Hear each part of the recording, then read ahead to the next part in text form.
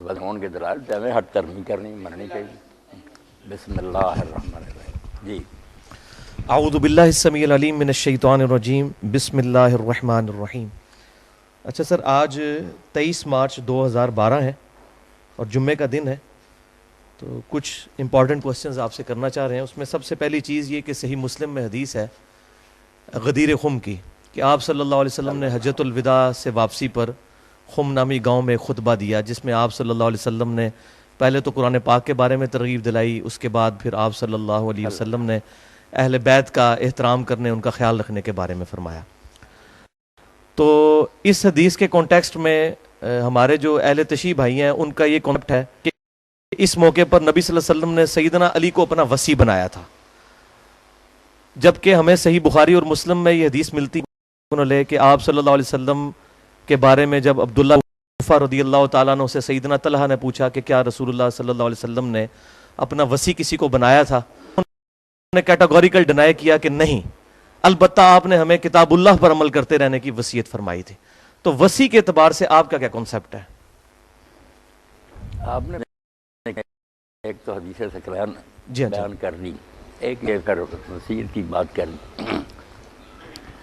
حدیث سکران مختصر میں اس کے بارے میں عرض کروں. بعض لوگوں میں یہ بھی ہے، انہوں نے روایتوں میں درج کر دیا کہ یہ حجۃ الوداع کے موقع پر بھی آپ نے یہ بات کہی، مگر وہ نہیں درست بات. ہاں، یہ صحیح صرف یہ کہ غدیر قوم کے موقع پر ہی آپ نے یہ بیان فرمایا. اور اس سے ہمارے جو شیعہ دوست استدلال کرتے ہیں، اس پر میں نے ان سے کئی بات کہا کہ اگر موقع ہے اس بات کا کہ اہل بیت سے بھی تمسک کرو یا یہ خلافت کا معاملہ، تو یہ میدان عرفات میں آپ کرتے، جہاں سارا عرب جمع تھا وہاں بیان کرتے. اب وہ سارے لوگ کوئی یمن کو چلے گئے، کوئی عراق کدھر چلے گئے، ادھر تو شام والے یا مدینہ والے ہی آئے، ان کے سامنے آپ نے یہ خطبہ دیا. وہ موقع آپ نے کیوں مس کر دیا جب ساری امت وہاں جمع تھی؟ وہ وہاں یہ ہدایت فرماتی. وہاں جو صحیح حدیث وہ آپ دیکھتے ہیں صحیح مسلم میں ابو داؤد میں آپ نے صرف کتاب اللہ کا کہا کہ میں تم میں ایک چیز چھوڑتا ہوں، جس سے ہاں صرف جو ہے نا سنت وغیرہ کا وہ بھی حاکم وغیرہ کی روایتیں بس سارے ہی دیتے ہیں نا، کوئی نہیں. اصل بات جو تھی میں نے کہ تم میں کتاب اللہ چھوڑ رہا ہوں، اس کو پکڑ کر رکھو گے تو گمراہ نہ ہو. یہ جو خطبہ غدیر کا، اس میں بھی جو ہے نا تمسک کی بات کی، ہدایت لو اور نور ہے، وہ سارا قرآن کے بارے میں، اہل بیت کے بارے میں آپ کی بات ٹھیک ہے، آپ نے صرف نا حسن سلوک کی بات کی. اللہ تعالیٰ نے آپ پر منکشف کر دیا تھا کہ بعد میں لوگ ظلم کریں گے، اذکرکم اللہ فی اہل بیت، یہ بات کہی کہ میں تمہیں اللہ کا خوف دلاتا ہوں، میرے اہل بیت کے بارے میں غلط طرف سے اختیار نہ کرنا.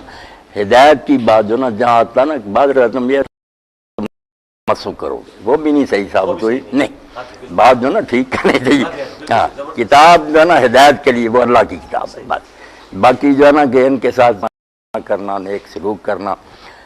پھر ساتھ اس کے جو آتا کہ حضرت زید نے جب یہ بات بیان کیا، لوگوں نے پوچھا اہل بیت کون ہے، تو انہوں نے جب کہا عباس. اب جو شیعہ حضرات کا کہنا اس میں تو پھر 12 امام جو آل علی تھے ان کا وغیرہ یا امامت کی بات ہوتی. یہ تو کہا کہ یہ سارے اس میں داخل ہے جو آپ نے سکران میں کہا کہ میری اطرت آل جعفر بھی ہے، آل عقیل بھی ہے. تو یہ خلافت وغیرہ سے یا یہ دین کے لیے تمسک کی بات نہیں، یہ صرف آنے والے واقعات کے بارے میں نا امت کو ذرا ہدایت. وہ جیسے علامہ مناوی لکھتے ہیں کہ امت نے اس کے بالکل برعکس کیا، جو آپ نے تاکید کی نا اس کے الٹ کیا کہ کچھ شہید کر دیے گئے، کچھ قیدی بنا لیے گئے، کسی کو در بدر پھرایا گیا. ظلم تو محمد علی بھائی بہت کیا نا، آپ کی اس وصیت پر عمل نہ کیا تو ذکرکم اللہ بعد ظلم جو کر سکتے تھے نا وہ کیا. اور وہ ظلم ہی آج تک نا امت کو پھر ایک نہیں ہونے دیتا، کیونکہ جن لوگوں کے دل زخمی ہیں کہ یا رسول اللہ کی اولاد کے ساتھ ان کلمہ گو نے کیا، بات ان کی بھی ٹھیک ہے.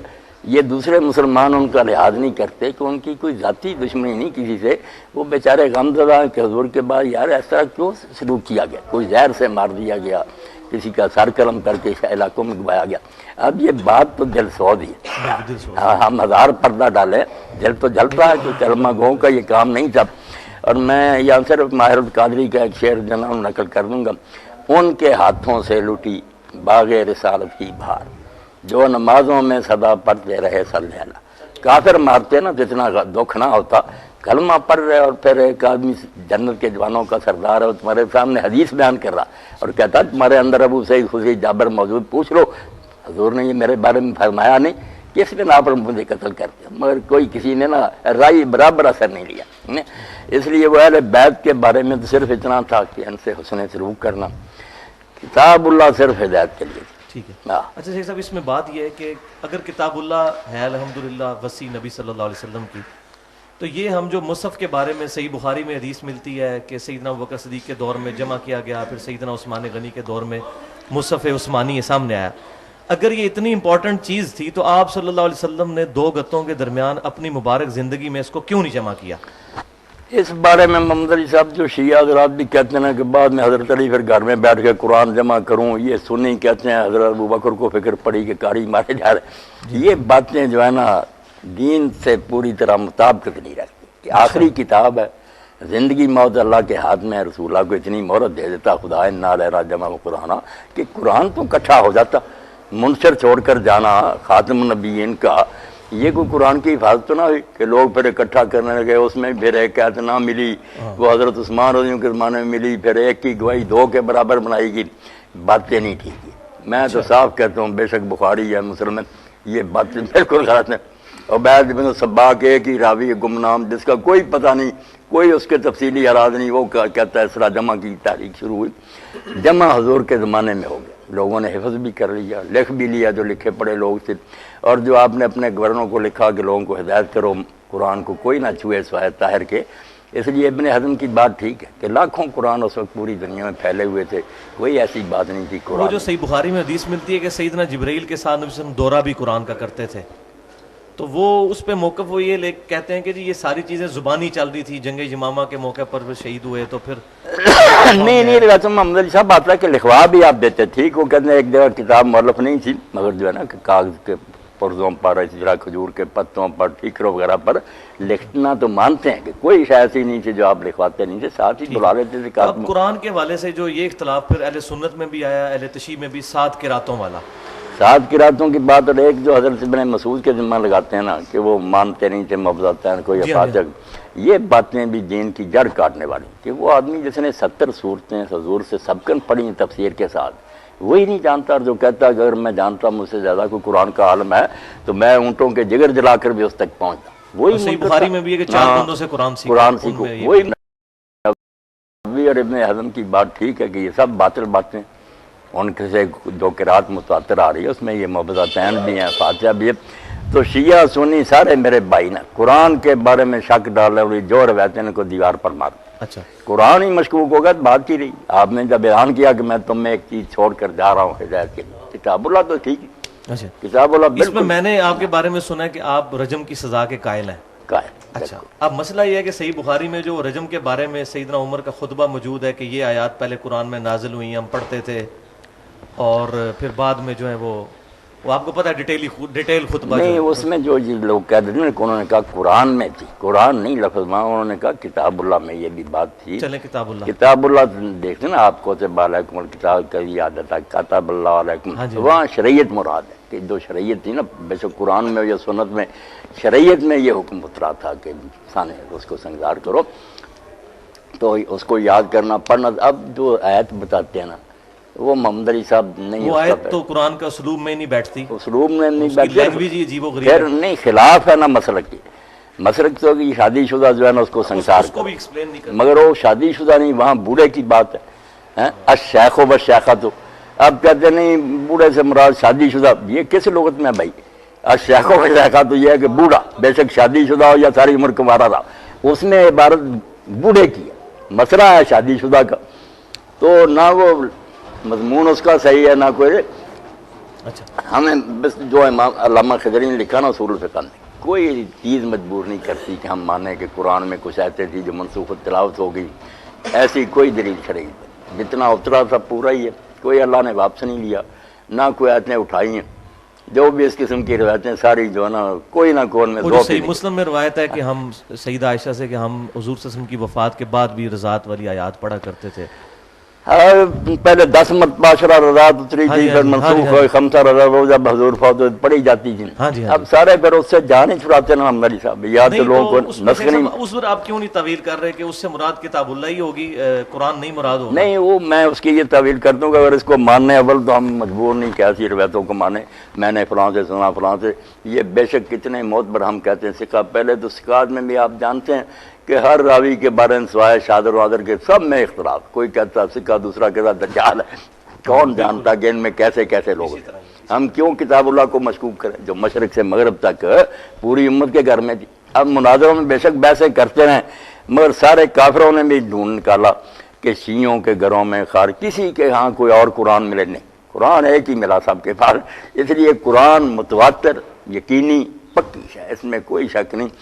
اگر وہ قید ہے نا کہ پڑھا جاتا تھا قرآن میں، اس کی تعویل اگر کرنی ہے تو یہ کر لیں کہ وہ لفظ نہیں پڑھے جاتے تھے، بطور تفسیر یہ سمجھا جاتا تھا کہ قرآن میں جو ہے نا کہ رضاعت کی وجہ سے حرام ہو جاتے رشتے، اس کی تشریح تھی کہ وہ محض بائی چانس تھوڑا بہت دودھ پینے سے نہیں، پہلے تھا کہ 10 مرتبہ دودھ پیے، پھر حکم رہ گیا سنت کے مطابق 5، وہ قرآن میں پڑھا جاتا، یعنی قرآن کی یہ تفسیر کی جاتی۔ ٹھیک ہے تو شیخ صاحب، اس میں جو صحیح بخاری میں ایک روایت ملتی ہے کہ سیدنا علی سے کسی نے پوچھا کہ کیا آپ کو رسول اللہ صلی اللہ علیہ وسلم نے قرآن کے علاوہ بھی کچھ سکھایا؟ تو انہوں نے کہا کہ ہمیں نبی صلی اللہ علیہ وسلم نے قرآن کے علاوہ کوئی چیز نہیں سکھائی الا فہم القرآن، قرآن کا فہم۔ وہ فہم کدھر ہے اس وقت؟ وہ حدیث کی شکل میں تو ہمارے پاس نہیں، سنت کی فہم شکل میں القرآن بھی کر ایک صحیفہ کا بھی ذکر کیا، جی ایک صحیفہ کا جس میں صحیفہ جو ان کے دیت تلوار وغیرہ کے مسائل میان لکھے میں تھا، اس میں بھی دیت وغیرہ کے احکام لکھے ہوئے تھے۔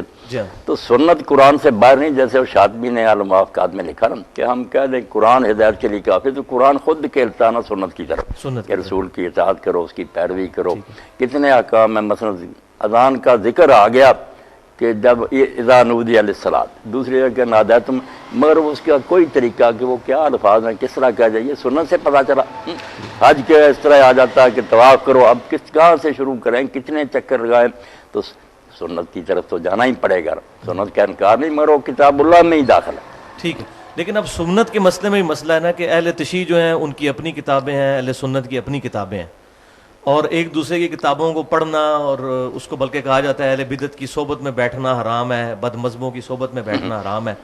اب مسئلہ یہ ہے کہ ایک عام آدمی جو ایک مسلمان گھرانے میں آنکھ کھولتا ہے وہ کدھر جائے، کون سی کتاب پڑھے، کہاں سے سنت بس حاصل یہی کرے؟ بات ہے میرے بھائی محمد علی صاحب جو نا کہ فراہ کے پاس نہ بیٹھو، اب ہر گروہ دوسرے کو اہل بیعت کہتا، اس کا مطلب اعلان آدمی حاصل ہی نہ کرے، تعصب کا شکار ہو جائے، اس سے جان چھڑانی چاہیے۔ جتنے اہل اسلام نہ کلمہ گو، ان سب کا احترام کرے، ان کی کتابیں پڑھیں۔ یقین جانے میں مطالعہ کے بدلہ وجل بصیرت کہتا ہوں کہ ہر گروہ میں اتنے قیمتی آدمی پیدا ہوئے نا کہ ان کی کتابیں دیکھ کر حیرت ہوتی ہے کہ علم کے یہ جبال تھے، پہاڑ تھے، تقوی اور پرہیزگاری میں وہ کافر نہیں مرنا چاہیے۔ وہی بات آپ کی کہ پہنچا الگ الگ، کسی کو راویوں نے کچھ بتایا، کسی نے اپنی جگہ، وہ بیچارے مطمئن ہے کہ حضور نے یہ فرمایا۔ اور اس میں جو اختلافات ہم نے ابھار دیے نا، نماز کے کچھ ظواہر ہیں ان کو چھال دیتے ہیں، ورنہ 999 باتیں اگر حدیثیں جمع کی جائے نا مجمع البحرین، ادھر سنی، ادھر شیعہ، اخلاقیات، ادھر معاملات، ادھر آپس ہے، تقریباً ایک ہی بات۔ انسان بننے کے لیے سب کے پاس ایک، مگر ان کو چھوڑ کر جب آ جاتا نا پاؤں دھونے یا مسا کرنا، ہاتھ چھوڑنے، اور 2-4 باتیں اتنی ہم اچھالتے ہیں کہ لوگ سمجھ یار اسلام میں جھگڑا ہی جھگڑا، جھگڑا ہی جھگڑا۔ ٹھیک ہے، صحیح۔ وہ رجم کی تو ہاں۔ اچھا، اب آپ کی جو ایکسپرٹیز ہیں جس موضوع پہ، مینلی تو میں وہ ٹاپک ایڈریس کرنا تھا۔ غامدی صاحب نے اس پر جو لکھا نا رجم پر، اور بعض حدیثوں میں اضطراب ثابت کیا، میں اس بارے میں ذرا بتا دوں، میں نے دیکھا اور اس کو ابن حجر نے بھی نا حضرت علی میں نقل کیا اور کہا یہ معنی تو مناسب، بات بڑی ٹھوس ہے، اور کئی صحابہ سے نقل کیا کہ ان کا یہی مسلک تھا، مگر کہتے ہیں شاذ ہے، غامدی صاحب مانتے ہیں، غامدی صاحب اس کی تعویل کرتے ہیں، وہ کہتے نہیں ہیں گنڈوں کے لیے وغیرہ، ہم مرتد کے لیے جس طرح سزا ہے اس طرح یہ جو وہ فساد پھر فی الارض کرتے ہیں۔ محاربہ کے تحت لے جاتے ہیں، وہ ساری باتیں میں نے پڑھی، ٹھیک ہے۔ مگر جو حدیثوں میں کہتے ہیں نا کہ کسی طرف آتا ہے کہ رجم اور جلد دونوں کرو، کوڑے بھی مارو، سنسار بھی کرو، جمع آتا ہے بادام سامت کی، کسی میں صرف کوڑے آتا ہے، کہیں کسی میں سنسار آتا ہے، کسی میں سال کی جلاوت نہیں ہے۔ تو اس بارے میں بعض صحابہ کا بھی مطلب فتح الباری میں، اور شیعہ جو فقہ ہے اس میں نا محمد علی صاحب بہت اچھے طریقے سے بات واضح کی، اور سمجھ میں بھی آتی کہ جیسے جیسے جرم شدید ہوتا جاتا سزا بڑھتی جاتی۔ ایک ہے محض زانی اور زانیہ، ان کے ساتھ اور کوئی قید نہیں، صرف شاید زنا کیا وہ کموارے ہیں، ٹھیک ہے، ان کے لیے وہ قرآن پاک کی سزا۔ ایک ہے پھر اس کے ساتھ مل گیا زان المحسن کہ شادی شدہ ہے، اس میں شادی شدہ کا پھر ہے کہ اگر وہ رخصتی نہیں ہوئی تو شیعہ اتحاد میں یہ ہے فقہ میں کہ اس کو سزا جو نا 1 سال دلا وطنی اور کوڑے. پھر تقریب عام بھی بڑھ گیا کہ وہ بیوی کو لے آتا، اور اگر بیوی جو تھی نا وہ موجود تھی مگر وہ وطن سے دور تھی وغیرہ، پھر جو رجم بنا یہ پھر بھی سزا نافذ نہیں ہوگی، کیونکہ رجم جس بنا پر ہے نا کہ حلال کا موقع ہے اور پھر اس نے حد پھلانگی ہے، وہ بیوی پاس ہو اور کوئی رکاوٹ نہ، پھر وہ کرے نا، ورنہ شادی شدہ بھی ہوگا تو پھر رجم نہیں، وہ کوڑے اور تقریب میں. سورۃ النساء میں ایک آیت ہے جس کو دلیل بنایا غامدی صاحب نے، حتیٰ یجعل اللہ لہن سبیلا، نہیں وہ ہم سے کونا فی البیوت، آدھی سزا دی جائے جو شادی شدہ سے اس کو آدھی سزا دی جائے اگر لونڈی جو ہے وہ نہیں یہ اصطلاح بھی پرانا خوارج کا، مگر یہ بات نہیں، کیونکہ وہاں جو شروع ہوتا ہے کہ اگر تم محسنات سے نکاح کی استطاعت نہیں رکھتے تو لونڈیوں کے ساتھ ان کے مالکوں کی اجازت سے نکاح. اب جو ہے کہ محسنات سے نکاح اگر مانا شادی شدہ کر لیں تو شادی شدہ سے تو نکاح حرام ہے. وہ فکرہ جو ہے نا کہ اگر تم میں استطاعت نہیں محسنات کے، اس سے پتہ چلتا ہے آزاد کہ آزاد عورتوں سے نکاح کی اگر طاقت نہیں. یہی پھر مانا آ گیا کہ جب شادی ہو جائے لونڈی کے ساتھ اور زنا کرے تو جو پہلے آتا نا کرے محسنات کے ساتھ نکاح کی استطاعت، وہاں جو مانا لیا تھا نا شادی شدہ، ہاں یہی نہیں بات ہی شروع یہ وہاں سے ہوئی. آپ کا کنسیپٹ میں اچھا وہ میں اب چاہ رہا تھا کہ آپ تھوڑا ایڈریس کر دیں جو آپ کی ایکسپرٹیز ہیں جس ٹاپک پہ، اس پہ اب میں باقی کوسچن کرنا چاہتا ہوں. ایک تو یہ بتائیے کہ ابھی عوام الناس کو کافی آپ کے بارے میں کنفیوژن ہے. جب میں نے بھی پچھلے سال 10 دسمبر 2011 کو حسینیت اور یزیدی والا لیکچر ریکارڈ کرایا تو مجھے لوگوں نے کہا یہ آپ مولانا صاحب کے شاگرد ہیں. نہیں کوئی پہلی ملاقات ہے. اچھا اب میں یہ چاہ رہا تھا کہ آپ کے جو عوام میں کنسیپٹ ہے وہ ذرا تھوڑا کلیئر کر کے آئے کہ آپ سیدنا معاویہ رضی اللہ تعالیٰ عنہ کو صحابی مانتے ہیں اور مسلمان مانتے ہیں، یہ ذرا کلیئر کر دیجیے. باقی ان کے اعمال ان کے ساتھ صرف یہ بات کلیئر کر دیجیے. محمد علی صاحب یہ باتیں جو ہے نا کیا کریں، اگر صاف کہتے ہیں پھر بھی لوگ خلاف ہوتے ہیں، نہیں کہتے پھر ہم اپنے ضمیر کے مجرم ہیں. اب صحابی کا ایک معنی دعا اس کے لحاظ سے تو آپ نے عبداللہ بن عبیر ان کے ساتھیوں کو بھی کہا، جب لوگوں نے کہا کہ انہیں اجازت قتل کریں تو آپ نے کہا تم چاہتے ہو کہ یہ پروپیگنڈا ہو جائے کہ محمد اپنے اصحاب کو قتل کر، یہ آپ نے پڑھا نا، آپ سے تو کوئی بات چھپی. اصحاب تو ان کو بھی کہا، لغت کے لحاظ سے تو صحابی تھے، ساتھ ہی تھے. مگر جب قرآن کہتا، حدیث کہتی ہیں کہ ان میں لوگ منافق بھی تھے، منافقین کا وجود تو بالکل مسلمہ. اب ہم اپنی مرضی سے کہہ دیتے نا یہ منافق نہیں تھا، وہ منافق، اور منافق بھی صرف ہمارے پاس عبداللہ بن ابی رہ گیا، ورنہ جنگ احد میں جو 300 واپس آیا تھا، اور اس کے بعد یوں اسلام پھیلتا گیا، زیادہ ہوتے گئے لوگ منافق، روب کی وجہ سے دب گئے. اور آخری سورہ میں بھی اللہ تعالیٰ فرماتا توبہ میں کہ مدینہ اور منافق ہیں، اللہ تعالیٰ اے نبی تو بھی نہیں جانتا، ہم جانتے. تو اس لیے ہم کس طریقہ سے فیصلہ کر سکتے ہیں کہ یہ آدمی جو ہے صحابی ہے آپ کے دور کا، بظاہر اس نے اسلام قبول کیا، مگر جیسے آتا کہ تم یہ کہو اسلام لائیں، یہ نہ کہو ایمان لائیں، ایمان نہیں تمہارے دلوں میں داخل ہے. یہ سارے فیصلے علامہ الغیوب کے کرنے کے اندر سے کون کیا تھا، جو کام کیے کسی نے، ہم کفر ایمان چھوڑے ان کا احترام بھی کریں، کیوں برا بلا کہیں، ہمیں کوئی حق نہیں، نہ کوئی فائدہ ہی. تلک امۃ قد خلت لها ما کسبت ولکم ما کسبتم. نہیں اس کو بھی محمد علی صاحب لوگ غلط استعمال کرتے ہیں نا، امام احمد کے ذمہ لگاتے ہیں، ابن کثیر بھی لکھتا ہے کہ ان باتوں میں نہیں پڑھا جو گزر گیا. یہ بات نیکوں کے بارے میں، یہ نہیں کہ برے لوگ جو ان کے برائی کا تذکرہ نہ کرو. یہاں ابراہیم، اسماعیل، اسحاق وغیرہ کے حوالے دے کے نا یہودی کہتے تھے کہ ہمیں ان کی نیکیاں کافی ہیں، ہم ان کی اولاد مقصال. دونوں جگہ یہ آتا ہے کہ وہ لوگ جو تھے نا انبیاء وہ گزر گئے، اسی لیے لہا ہی آیا، لکم لہا، علیہ نہیں آیا کہ جو گناہ انہوں نے کیے ہیں وہ ان پر نہیں، گناہ کی بات نہیں کی کہ جو نیکیاں وہ کما گئے انہیں ملیں گی جو تم. فائدہ نہیں ہوگا ابراہیمی، ہاں بس یہ فائدہ کی بات. بروں کے واقعات تو قابیل سے اللہ نے شروع کیے ہیں، آپ خود قرآن پڑھ دیا بروں کے تذکرے سے. اگر یہ بات بری ہوتی کہ جو مر گیا چھوڑو تلکا امتن، کیوں اللہ یہ موقف غلط ہے. خیر غلط. اچھا لیکن اہل سنت نے متفقہ طور پر جو ہے وہ سیدنا معاویہ کو صحابی کے طور پہ ڈیل کیا ہے، ان کی احادیث بھی لی ہیں اپنی کتابوں میں. حدیثیں لی، حدیث کے بارے میں تو میں بھی کہتا ہوں کہ بصر ہو، معاویہ ہو، کوئی ہونا، ان سے جو جی چاہے اعمال صادر ہوئے ہیں. مگر یہ علماء نے پورا استقصاء کیا، ڈھونڈا کہ کسی نے حدیث بھی وضع کی ہے، اس جرم سے اللہ نے بچا رکھا. شیعہ لوگ کہتے ہیں سمرا سے نہ اتنے پیسے دے کر معاویہ نے حدیث بنوائی، دکھائی آج تک نہیں کہ وہ کہاں ہے سمرا کی بنائی ہوئی. ابو ہریرہ کہتے ہیں گھر سے میں یار کوئی نمونہ دو نا، وہ بیچارے تو ان کے خلاف بولتے رہے. اس تو یہ بہتان نہ لگاؤ، غلطیاں ہوئی ہیں بسم اللہ، مگر حدیث نہیں کسی نے بتائی. اس لیے صحابہ تو کل موضوع اس حد تک بالکل جیسے شاہ ولی اللہ شاہ عبدالعزیز کی روایت حدیث میں سب موت پر. ٹھیک ہے. آ جائیں نا نیچے کے راوی دیکھیں صحابی آ گیا حدیث نہیں اس نے گھڑی پھر حدیث مان. آپ چونکہ ایک خاص حدیث میں مانتا ہوں ہر ایک کی مانتا ہوں حدیث میں کوئی شک شیخ صاحب آپ ایک خاص مکتبہ فکر کے ظاہر پلیٹ فارم سے ایک بات کرتے ہیں اگرچہ آپ کی نیوٹرل بات ہے لیکن میری بات نیوٹرل ہے لیکن کسی نہ کسی درجے میں اہل یہی کہتے ہیں مسئلہ ہے. جی ہاں. اب مسئلہ ہے کہ آپ امام ابن تیمیہ کو بھی کوٹ کرتے ہیں اپنے اس میں. بہت اچھا اب مسئلہ یہ ہے کہ امام ابن تیمیہ کو میں نے بھی اسٹڈی کیا ہے, ان کے مجھے بھی کئی نظریات میں ایسی خرابیاں نظر آئی ہیں اور بعض اوقات آپ کو بھی اندازہ ہوا ہوگا. بعض اوقات جب وہ شیعہ کے رد میں لکھتے ہیں تو بعض اوقات ناسبیت کی بو آتی ہے ہم سے. سیدنا علی کے فضائل پہ وہ بعض اوقات صحیح حدیث کو ضعیف کرنے کی کوشش کرتے ہیں. تو آپ کا امام ابن تیمیہ کے بارے میں کیا کنسیپٹ ہے کہ وہ اہل سنت میں؟ یہ میرے پاس ایک کتاب جو آئی نا سعودیہ سے وہ آپ کو بھی پھر مہیا کر دیں گے, اس کا فوٹو اسٹیٹ لم یکن ابن تیمیہ ناسبیا. انہوں نے ان کی صفائی دیا کہ بالکل انہوں نے نا حضرت علی صاحب کو ان کا مقام صحیح دیا, خلیفہ راشد مانا, جو ان سے لڑے ان کو ناحق سمجھا.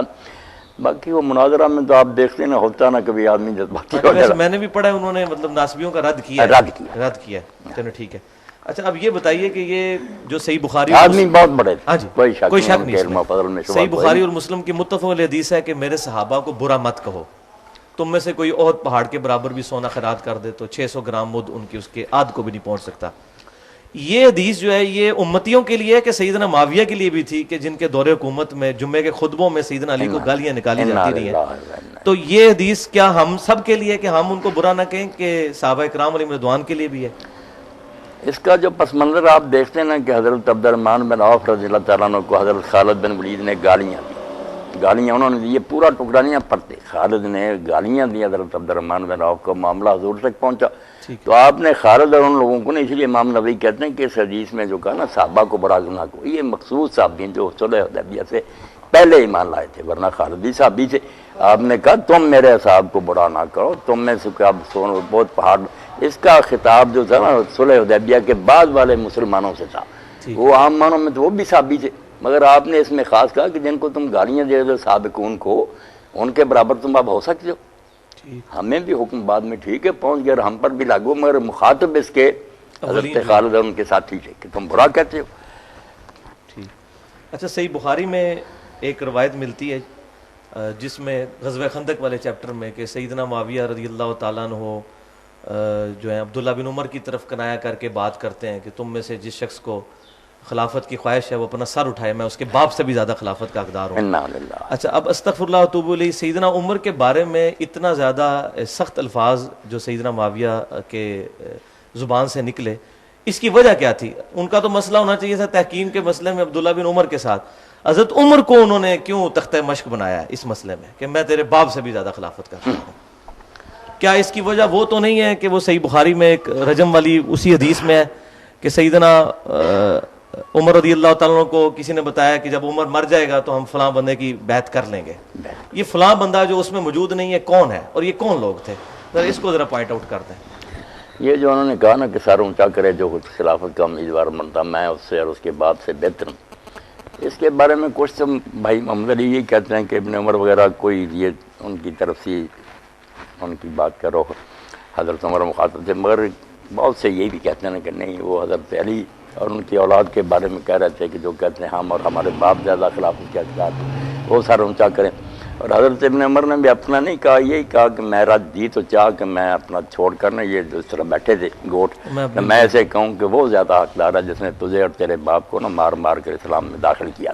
ہاں باتیں تو انہوں نے بہت, وہ بات یہی ہے کہ وہ جو عمر بن مسلمہ کہتے ہیں کہ ابن عمر آپ نے ادھر ہی ان کا جواب کیوں نہیں دیا؟ اس سے لگتا یہی ہے کہ بھئی وہ سیدنا ابن عمر کی ہی طرف اشارہ تھا. چلو ان کی طرف تب بھی برا ہے, حضرت علی کی طرف تب بھی برا. ابو موسیٰ اشعری رضی اللہ تعالیٰ عنہ اور عمر بن عاص رضی اللہ تعالیٰ عنہ کے درمیان یہ طے پایا تھا کہ دونوں کو ہٹا کے تو ابن عمر کو خلیفہ بنا دیتے ہیں. یہ بات پایا ثبوت تک پہنچی ہوئی ہے تحکیم کے دوران, مگر ذکر تو ہے نا تبری وغیرہ تاریخوں میں. اچھا تاریخوں میں ملتا ہے.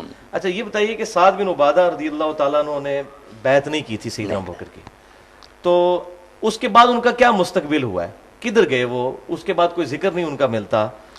تو ذکر تو ملتا صحابہ کے حالات پر جو کتابیں نہ، پھر انہوں نے اپنا بال بچہ لیا اور مدینہ سے چلے گئے، شام جا کر نہ آباد ہو گئے، اور پھر انہوں نے حضرت عمر کی بیعت بھی نہیں کی۔ اب ان کی موت جو ہے نا وہ بھی نزاعی ہو گئی، کیونکہ وہ مردہ پائے گئے نا، صبح شام پیشاب وغیرہ کے لیے نکلے تو پھر وہ کسی نے انہیں ہلاک کر دیا، اور کنویں میں لاش ملی، وہ بھی سبز ہو گئی تھی، پھول گئی تھی۔ اب ہم اہل سنت تو کہتے ہیں کہ جنات نے انہیں قتل کیا، یہ اشعار بھی کچھ بیان کرتے ہیں کہ جنات جو تھے انہوں نے کہا ہم نے حضرت کے سردار کو تیر مارا، دل پر جو خطا نہیں کیا۔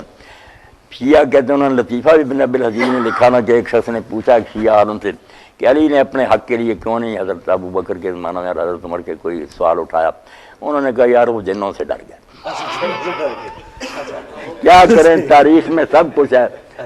صحیح شیخ صاحب، سیدنا ابو بکر صدیق رضی اللہ تعالیٰ عنہ پر 6 مہینے کے بعد سیدنا علی نے ان کی بیعت کی، اس میں سیدنا ابو بکر بھی اشکبار ہوئے اور انہوں نے ان کی جو ریزرویشن تھی ان کا احترام کیا، اور سیدنا علی نے بھی تعریف کی ممبر پہ آ کر۔ اب یہ سارے معاملات جو ٹیکل ہوئے، تو اب اس کے بعد کیا سیدنا ابو بکر صدیق رضی اللہ تعالیٰ عنہ کی خلافت پہ ہم اجماع تصور نہیں کر سکتے جب سیدنا علی نے ہی بیعت کر لی؟ جیسے اپنے جو فقہاء اصولی ہیں انہوں نے یہ بات کہی کہ یار یہ اجماع جو ہے، اب ہمارا تو ہے کہ دل سے حضرت علی ان کے ساتھیوں نے بیعت کر رہی، وہ کہتے ہیں یہ شیعہ حضرات کو یہ غلط فہمی ہو گئی ہے، ان کے دل میں یہ شبہ بیٹھ گیا کہ اگر پہلے کرنی ہوتی خوش دلی سے شروع نہ کر رہے تھے، تو جب بتایا گیا کہ حضرت سیدہ فاطمہ جب فوت ہو گئیں تو وہاں پھر محمد علی بھائی آتا نا کہ لوگوں کے چہرے جو تھے نا حضرت علی نے دیکھا وہ بدل گیا، میرا احترام نہیں رہا، انہوں نے پھر بلایا اور ساتھ ہی کہا کہ اکیلے آنا، اور وہاں لکھا کراہیت المحضرت، عمر نہ ہمارے گھر آئے ہیں۔ تو حضرت ابوبکر نے جب ذکر کیا انہوں نے کہا نہ تنا نہ جانا نقصان پہنچائیں گے، انہوں نے کہا نہیں حضور کے خاندان سے یہ توقع نہیں۔ تو وہاں حضرت علی نے جو کچھ پھر کہا کہ ہمیں کوئی حسد نہیں، نام کوئی اس کا لالچ رکھتے ہیں، مگر حضور کا خاندان ہونے کی وجہ سے ہمارا اس میں بڑا دخل تھا، مگر کسی نے مشورہ تک میں بھی ہمیں نہ بلایا، تو پھر حضرت ابوبکر روتے ہی رہنا۔ جی جی۔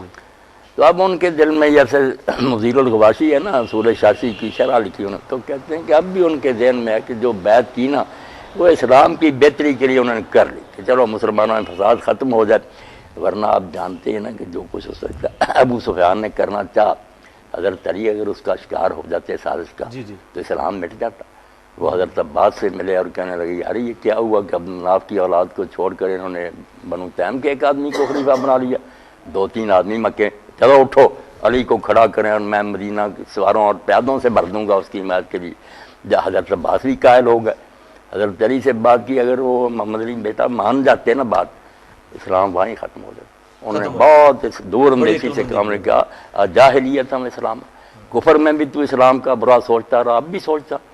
کون ہے وہ پیادے جو میری امداد کے لیے تو لائے گا؟ وہی جو خندق وغیرہ میں لایا تھا، میری امداد کے بہانے لائے گا، نہ میں رہوں گا نہ ابو بکر رہے گا، جا آرام کر، جو بن گیا ٹھیک ہے ہم اس کو قبول کرتے ہیں۔ اچھا، آپ کا کیا اس بارے میں کنسیپٹ ہے کہ جو بعض لوگ کہتے ہیں کہ سیدنا حسن کو زہر جو ہے وہ سیدنا معاویہ نے دیا تھا، بعض لوگ کہتے ہیں یزید نے دیا تھا، اس کے بارے میں کیا پوائنٹ آف ویو ہے آپ کا؟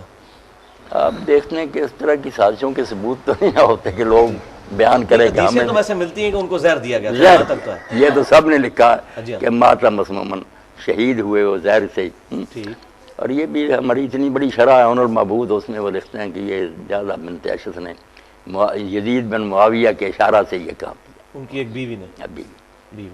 اچھا اب یہ بتائیے جو موت پر ہوا نا معاملہ کہ جب حضرت حسن فوت ہو گیا تو مقدام بن مہدی کربن کے ساتھی گئے تھے، تو حضرت معاویہ نے بتایا کہ تمہیں پتہ علی ابن حسین ابن علی فوت ہو گیا، تو حضرت مقدام نے دیکھو نا اخلاقی فریضہ تھا، صحابی سے کہا انا للہ، تو انہوں نے کہا تعدھا مصیبتاً، حسن کا مرنا کوئی افسوس کی بات ہے، اور ایک درباری بولا کہ جمرات نطفہ اللہ، وہ تو آگ کا انگارہ تھا جو خدا نے بجھا دیا، تو وہاں صحابی رسول نے کہا یار افسوس ہے حضور کی ران پر ہوتا تھا اور آپ اس کے لیے یہ کلمے فرماتے تھے اور تم نے اس کی موت پر انا للہ نہیں برداشت کیا۔ یہ باتیں بتاتی ہے نا کہ یہ سازش ان لوگوں نے کی ہے۔ ٹھیک ہے۔ اچھا، اسی ابو داؤد کی یہ والی مقدام بن مہدی والی حدیث میں آگے چلتا ہے کہ وہ پھر کہتے ہیں میں تیرا دل جلاؤں گا، یہ خلافت کے بارے میں جب کہتے رہتے ہیں حضرت حسن نے صلح کر لی، اس میں یہ نہیں بتاتے کہ ان شرائط میں تھا کہ اگر میں زندہ ہوں گا اس وقت تو پھر دوبارہ خلیفہ میں ہوں گا، اور دوسری بات کہ اگر میں نہ ہوا تو تم اپنے بعد کسی کو ولی عہد نہیں مقرر کر سکتے، امت شورا کے ذریعے چنے گے. ٹھیک ہے. سب اچھا اس میں یہ ایک ناسبی ہم پہ اعتراض کرتے ہیں کہ اگر سیدنا علی نے حسن کو اپنے بعد بنایا ہے تو اگر سیدنا معاویہ نے بنا دیا یزید کو تو کیا ہوا؟ کیا یہ چیز یہ محمد علی بھائی بالکل جھوٹ بولتے ہیں. ایک تو شیعہ عقیدہ اس میں علی نے کیا مقرر کرنا, وہ تو کہتے ہیں اللہ نے 12 مقرر کر دیے جیسے نبی مقرر کی, وہ تو بات ہی الگ ہے. دوسری سنیوں کی بات تو بہت صاف آتا, آپ نے کہا نہ میں تمہیں حکم دیتا ہوں نہ تمہیں منع کرتا ہوں, تو افسر تم خود بہتر جانتے ہو, جی چاہے کر لینا بیعت نے. وہ تو حضرت عبداللہ بن عباس نے بعد میں تقریر کی نا کہ علی فوت ہو گئے, یہ ان کا بیٹا ہے, اگر تم چاہو اس کی بیعت کر رہا ہوں. یہ کہاں پہ ہے یہ چیز؟ یہ حاکم میں ہے. ہاں اس لیے نا کوئی نہیں انہوں نے مقرر کیا, جھوٹ بولتے ہیں. کوئی مقرر. اچھا یہ بتائیے کہ یہ پھر جو اب یہ جو بخاری مسلم میں 12 خلیفوں والی حدیث ملتی ہے, یہ 12 خلیفے کچھ ناسبی تو وہ ان کو گننا شروع کر دیتے ہیں, بعد میں بنو امیہ کے خلیفوں کو بھی. اہل تشیع کا کنسیپٹ ائمہ کی طرف جاتا ہے. یہ امت کو یہ حدیث کیسے سمجھ آئے گی یہ 12 خلیفہ کون ہے؟ یہ تو آپ دیکھتے ہیں نا شرح لکھنے والے تھک گئے, اتنے قول ہیں. ہاں جی. آخر میں کوئی کہہ دیتے ہیں متشابہات میں سے, مگر خلیفہ جو ہے نا یا عمرا, اس میں پھر نا شیعہ حضرات والے ائمہ جو نا بہت چوٹی کے لوگ ہیں, لیکن حکومت نہیں, وہ حکومت نہیں ملی. ان میں سے حضرت امیر المومنین علی ہیں, بعد میں حضرت حسن ہیں, پھر امام مہدی ہو سکتے ہیں. درمیان میں کوئی نہ حاکم وقت نہیں ہوا. لائق بے شک وہ خلافت کے دوسروں سے زیادہ عمر نہیں نا ان کو فی الواقع ملی, اس لیے وہ تو مراد نہیں. دوسرے جو ناسبی لیتے ہیں کہ لگاتار, اس میں وہ پھر کہتے ہیں ناسبیوں کو دفع کریں, مگر جو اہل سنت میں سے قائل ہے نا کہ لگاتار یزید بھی آگے, یہ ہمارے شیعہ دوست دکھاتے ہیں, یہ دیکھو مولا علی قاری نے شرح فقہ نے یزید کو بھی لکھا. بھئی انہوں نے لکھا, ساتھ ہی کہتے ہیں ظالم ہے, بے ایمان ہے, فاسق ہے. وہ کب نیک کہتے ہیں؟ وہ کہتے ہیں اس حدیث میں ان کی مدح نہیں آئی خلیفوں کی, صرف ان کا جو پیریڈ ہے نا وہاں تک کہا کہ اسلام کا غلبہ ہوگا, بعد میں جو نا روب جاتا رہے گا. وہ ٹھیک ہے, جب انہوں نے بنو امیہ نے خود ہی آپس میں ایک خلیفے کو قتل کر دیا, 2 حکومتیں بن گئی, عباسیوں کی الگ, اسپین میں ان کو بنو امیہ کی, پھر مسلمانوں کی وہ طاقت نہیں رہی. وہ کہتے ہیں ان امیروں کی کوئی مدح کا کلمہ آپ نے نہیں کہا, ان تک اسلام جو ہے نا اس کا غلبہ رہے گا, دنیا پر اس کا روب رہے گا. عمر بن عبد اور جو شاہ ہے نا ابن کثیر اور امام ابن زین, ان کا جو ہے کہ قیامت تک 12 ہوں گے عادلی خلفائے راشدین, مگر لگاتار نہیں 12. آخری جو ہے نا امام المہدی ہوں, امام ابن تیمیہ اور امام ابن کثیر, یہ دونوں اس کے تو بڑا اچھا ہو گیا کہ یہ 12 ہوں گے بھی عادل اور متقی, مگر کچھ ہو گئے اور آخر میں جا کر امام مہدی. انہوں نے نہیں یہ معاویہ کو بھی نہیں شمار کیا نا یزید وغیرہ. البدایہ والنہایہ اور منہاج السنہ. اچھا ایک یہ بڑا اس میں خطرناک کوسچن ہے کہ جو صحیح بخاری میں عمار بن یاسر کے بارے میں حدیث ہے, اس میں الفاظ بڑے سخت ہیں کہ عمار ان کو جنت کی طرف بلائے گا, وہ عمار کو دوزخ کی طرف بلائے گا. وہ دوزخ کیا ہے, اس کی کیا تعویل ہو سکتی ہے؟ اب ایک طرف ہم وہ صحیح بخاری کی حدیث لیتے ہیں کہ نبی صلی اللہ علیہ وسلم نے فرمایا کہ میرا بیٹا سید ہے, اس کی وجہ سے 2 مسلمانوں کے گروہوں میں صلح ہو جائے گی. تو مسلمان کے بارے میں تو ہمارا عقیدہ ہے اس نے الٹیمیٹلی جنت میں جانا ہی ہے. وہاں وہ پڑھتے ہیں دوزخ کی طرف بلائے گا. کیا وہ راستہ دوزخ کا ہے, یہ واقعی دوزخ ہے, یہ کیا اس کی تعویل کریں؟ نہیں, اگر یہ بانے مسلمانوں کے 2 گروہوں کی صلح کرائے گا, بالکل ٹھیک ہے, دونوں گروہ مسلم ہی کہلاتے تھے نا, مگر مومن تھے دونوں, یعنی اندر سے جیسے لما یدخل الایمان, کون جانتا کہ مسلم ہے. مسلم تو سب مانتے ہیں کہ بازار وہ کلمہ بھی پڑھتے تھے, نمازیں, سو کارڈ تو سینا مسلم کہہ رہا ہے. دوزخ کی طرف بلاتے ہیں. آج تازہ بھی کتاب آئی, کل ہی دیکھے گا مجھے, وہ ایک ڈاکٹر سے نا عرب کے, انہوں نے لکھی ہے حضرت علی علیہ السلام پر 1200 صفحے کی ہے, مگر وہ جان چھڑانے کے لیے ساری جنگوں میں کوشش کرتا, مگر حق غالب ہے. یہ مانتا ہے کہ جنگ میں بھی حق علی کے ساتھ تھا, صفین میں بھی. یہ حدیث بھی لکھی انہوں نے کہا جو تعویل امیر معاویہ نے کی کہ قاتل وہ جو ساتھ لایا, بالکل باطل ہے, قاتل یہی ہے اور وہی جھوٹے ہیں, اور ان پر یہ حدیث نہیں. وہ تو بلکہ ایک حدیث بڑی خطرناک مل گئی ہے مسند امام احمد میں, شعیب ارنوت نے بھی صحیح کہا ہے اس کو, کہ وہ عبداللہ بن عمر بن عاص کے بارے میں سیدنا معاویہ کہتے ہیں عمر بن عاص کو کہ اس پاگل بچے سے میری جان کیوں نہیں چھڑاتا, یہ میرے سر پہ ہی چڑھا رہتا ہے کہ مار قتل ہو گیا, تو ہمارے ساتھ کیا لے رہا ہے, پھر جا علی کے ساتھ جا کے شامل ہو.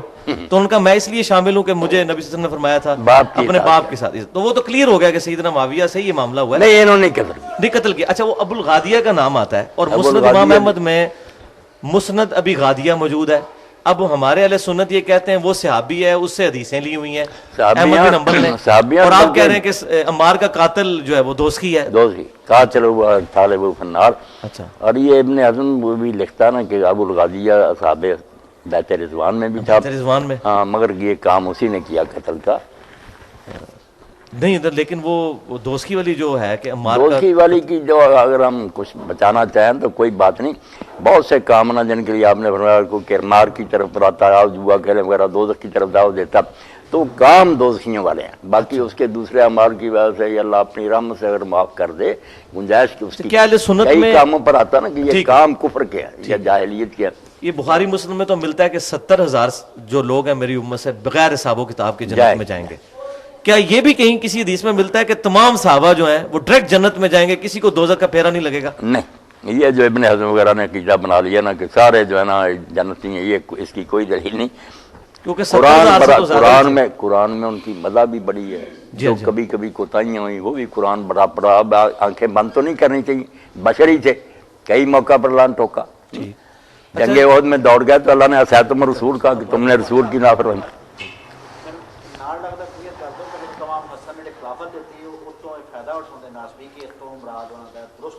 نہیں، یہ ملا علی قاری رحمۃ اللہ نے لکھا جو حضرت حسن کی صلح سے یہ نتیجہ نکالتے ہیں کہ اس کے بعد معاویہ جو تھے وہ خلیفہ ہو گئے. بالکل غلط ہے. وہ ملک ہی ہیں اور ملک بھی عزوز ہیں. وہ تو نبی نے خود فرمایا ہے کاٹ کھانے والی ملوکیت. اچھا یہ بتائیے واقعہ ہررا جو ہے صلح حسن میں جو یہ سمجھتے نا لوگوں کو اس طرح تاثر دیتے ہیں جیسے حضرت حسن پلیٹ میں رکھ کر خود لے گئے تھے کہ تم خلافت کے اہل ہو. بھائی پہاڑوں جیسے لشکر لے آیا، ابھی ان کی بیعت ہی ہوئے تھے، فوجیں لے کر آ گیا شام سے، لشکر آمنے سامنے کھڑے ہو گئے. ادھر انہوں نے دیکھا کہ باپ میرے کو اس نے بس کیا مکر و فریب سے، اب میں جنگ لڑوں گا جیت جاؤں پھر کیا. لوگ کہیں اچھا اس میں بخاری میں الفاظ ہیں کہ سیدنا حسن نے کہا کہ ہمارے گورنروں کو پیسوں کی عادت پڑ چکی ہے، تو آپ نے رقم لے کے صلح کی ہے. اس کو بعض ناسبی اس طرف لے جاتے ہیں کہ سیدنا حسن معاذ اللہ کوئی دنیا کے طالب تھے، وہ انہوں نے ٹانٹ کے طور پہ بات کی تھی کہ ان کو تم نے خرید لیا ہوا ہے پیسے دے کے، اس معنوں میں وہ ٹھیک. اچھا واقعہ ہررا کیوں ہوا تھا؟ واقعہ ہررا کی وجہ کیا تھی؟ اصل وجہ واقعہ ہررا کی وجہ یہی ہوئی کہ جب امام حسین علیہ السلام شہید ہو گئے تو اس کے بعد نفرت پھیل گئی نا لوگوں کے دل میں. پھر انہوں نے گورنر مدینہ کو یزید نے لکھا کہ جو امراء ہیں نا بڑے بڑے رؤساء، ان کا ایک وفد بھیجو، ان کو تحفے تحائف دیے، بہت ان کی مدد کی کہ ان کو اپنے ہاتھوں میں لیں. مگر انہوں نے جب کرتوت اس کے دیکھے نا تو واپس آئے اور لوگ پھر مسجد میں جمع ہوئے کہ رپورٹ دو. انہوں نے کہا بس اگر تم پتھروں کی بارش سے بچنا چاہتے ہو تو اس طرح پگڑیاں اتار کر پھینک لی کہ جیسے ہم نے اس کی بیعت پھینک لی ہے. بیعت پھینک دو. ہم ایسے شخص کے پاس سے آ رہے ہیں جس کے پاس نہ دین ہے نہ اسلام کوئی نہیں. اس لیے مدینہ والوں نے پھر ان کے کہنے پر بڑے بڑے وہ صاحب تھے کہ لیکن وہ عبداللہ بن عمر کیوں صحیح مسلم میں آتا ہے کہ وہ لوگوں کے پاس جاتے تھے کہ بیعت نہ توڑو بیعت نہ توڑو. ایک عبداللہ بن عمر ہی ہے نا جنہوں نے اپنے بچوں وغیرہ کو اکٹھا کیا. پورا مدینہ جو تھا ٹھیک ہے وہاں سارا ایک اہل مدینہ نے خراب بیعتیں کر لیا. اچھا عبداللہ بن زبیر رضی اللہ تعالیٰ اب عبداللہ بن عمر رضی اللہ کو دیکھیں نا کمزوری سمجھ لیں کہ علی رضی اللہ کی بیعت نہیں کی. ہاں یہ بھی پوچھنا تھا کیوں نہیں کی. بعد میں معاویہ کی کر لی، پھر یزید کی بھی کر لی، پھر عبد الملک کو بھی خط لکھ دیا کہ میں آپ. ہاں وہ بخاری میں موجود ہے. یہ کیا چکر ہوا ہے عبداللہ بن عمر والا؟ سمجھ نہیں آتی. ایک طرف تو یہ گروہ جو ہے نا ہمارے سامنے حدیثیں لاتا ہے کہ خلیفہ فاسق فاجر بھی ہونا، تمہارا مال لوٹ لے مارے، اس کے خلاف کچھ نہ کرو. علی جو ہے اتنے درجے کا بھی نہیں تھا، چلو معاویہ جی سے ہلکا ہی سمجھو. وہ فاسق فاجر ہی معادلہ ہوتا بن گیا ہے. تمہاری جو حدیثیں کہ فاسق فاجر کے خلاف عروج نا اس پر ہی عمل کر لیتے، اس کو فاسق فاجر سمجھ کر اس کا ساتھ دے دیتے. معادلہ کچھ نہیں کیا، کمزور کیا انہوں نے. اچھا اب یہ اسی میں میرا سوال ہے کہ یہ بڑی خطرناک چیز ہے کہ سیدنا حسین کا جو سٹانس ہمیں نظر آتا ہے رضی اللہ تعالیٰ عنہ وہ بالکل ڈیفرنٹ ہے، جبکہ بخاری مسلم میں اتنی حدیثیں ہیں کہ جب ایک بندے کے ہاتھ پہ بیعت ہو جاتی ہے اس کے خلاف نہ کھڑے ہو اور مظلومیت بھی اسی طریقے سے سہتے رہو.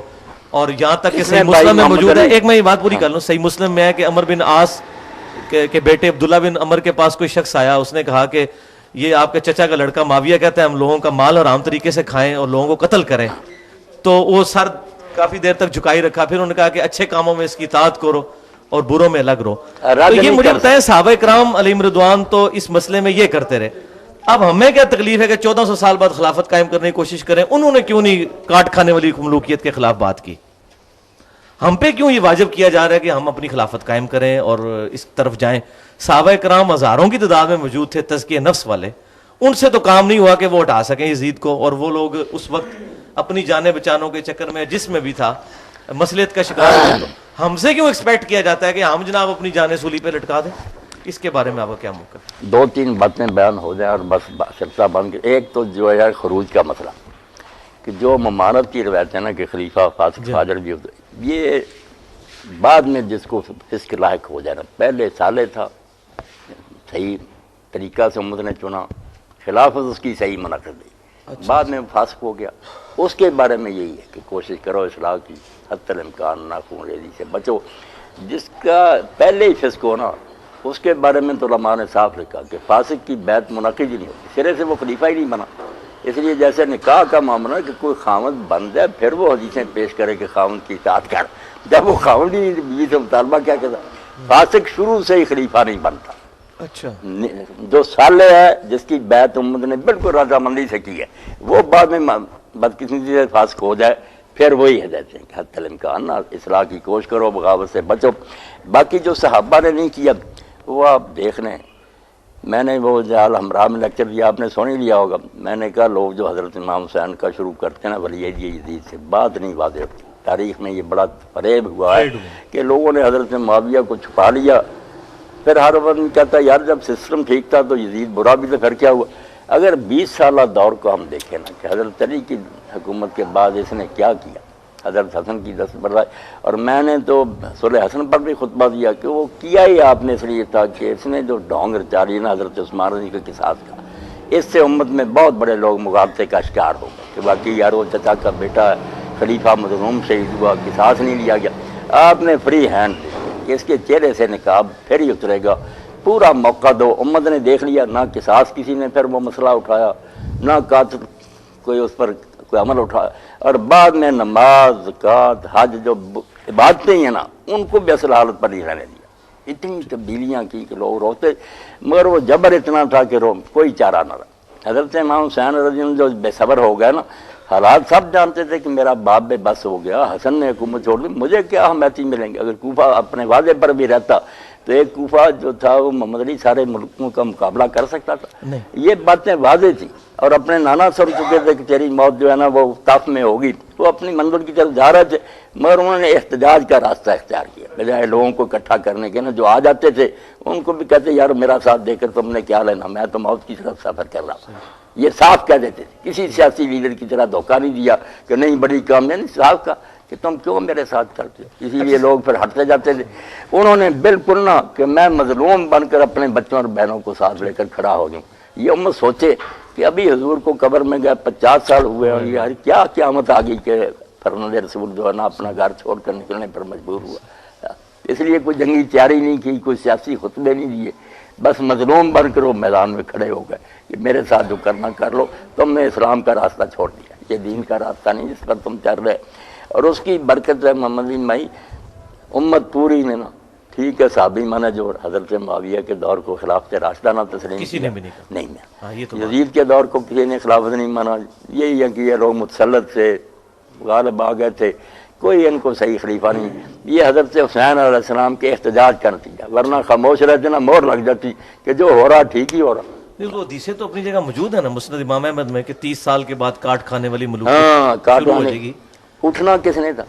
آپ نے دیکھا کبھی عمر بن حمد کا سر کاٹ کر ملکوں میں گھمایا جا رہا، کبھی کسی کو ختم کی. حجر بن عدی بے گناہ جو صرف بات تو اتنی ہوئی کہ خطبہ دے رہا تھا، زیادہ اثر کا وقت بھی جا رہا تھا. انہوں نے کہا یار کوئی نیا نبی نہیں آیا، نہ کوئی کتاب اتری ہے، کس نے واقعات بدلے، نماز تو پڑھاؤ.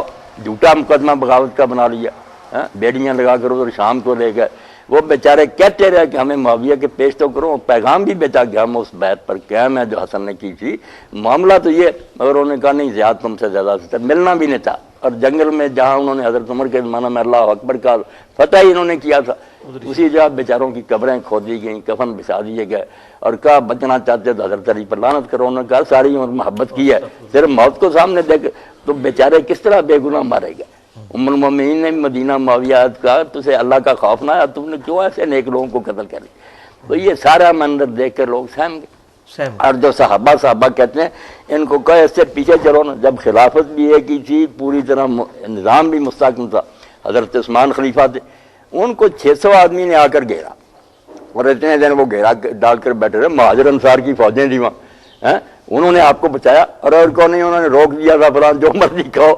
جب اس وقت خاموش رہ گئے، خلیفہ قتل ہو گیا، یہ تو پھر 20-30 سال ہو گئے۔ اچھا، یہ بخاری مسلم میں حدیث ہے، نبی صلی اللہ علیہ وسلم نے فضائل مدینہ والا جو پورشن ہے کہ ایک زمانہ آئے گا لوگ مدینہ چھوڑ جائیں گے، چھوڑ اچھا، حالانکہ ان کو پتا ہو مدینہ ہی ان کے لیے بہتر جگہ ہے، سیدنا علی نے دارالخلافہ کوفے کیوں شفٹ کیا تھا، مدینہ شریف کیوں چھوڑ دیا؟ یہ حدیث جو آپ نے سنائی نا، یہ مسلم میں بھی پڑھنی چاہیے کہ لوگ جو تھے نا، حضرت ابو سعید خدری کے خادم نے کہا نا کہ حضور جو مدینہ کا بحال ہو، وہاں لکھا واقعہ حرہ کے موقع پر جب انہوں نے مدینہ تباہ کر دیا نا، اس وقت انہوں نے کہا ہونا حضرت میرا یہاں رہے گا کیا کام رہا ہو گیا، کوئی چیز نہیں ملتی، مہنگائی ہو گئی، شہر اجڑ گیا۔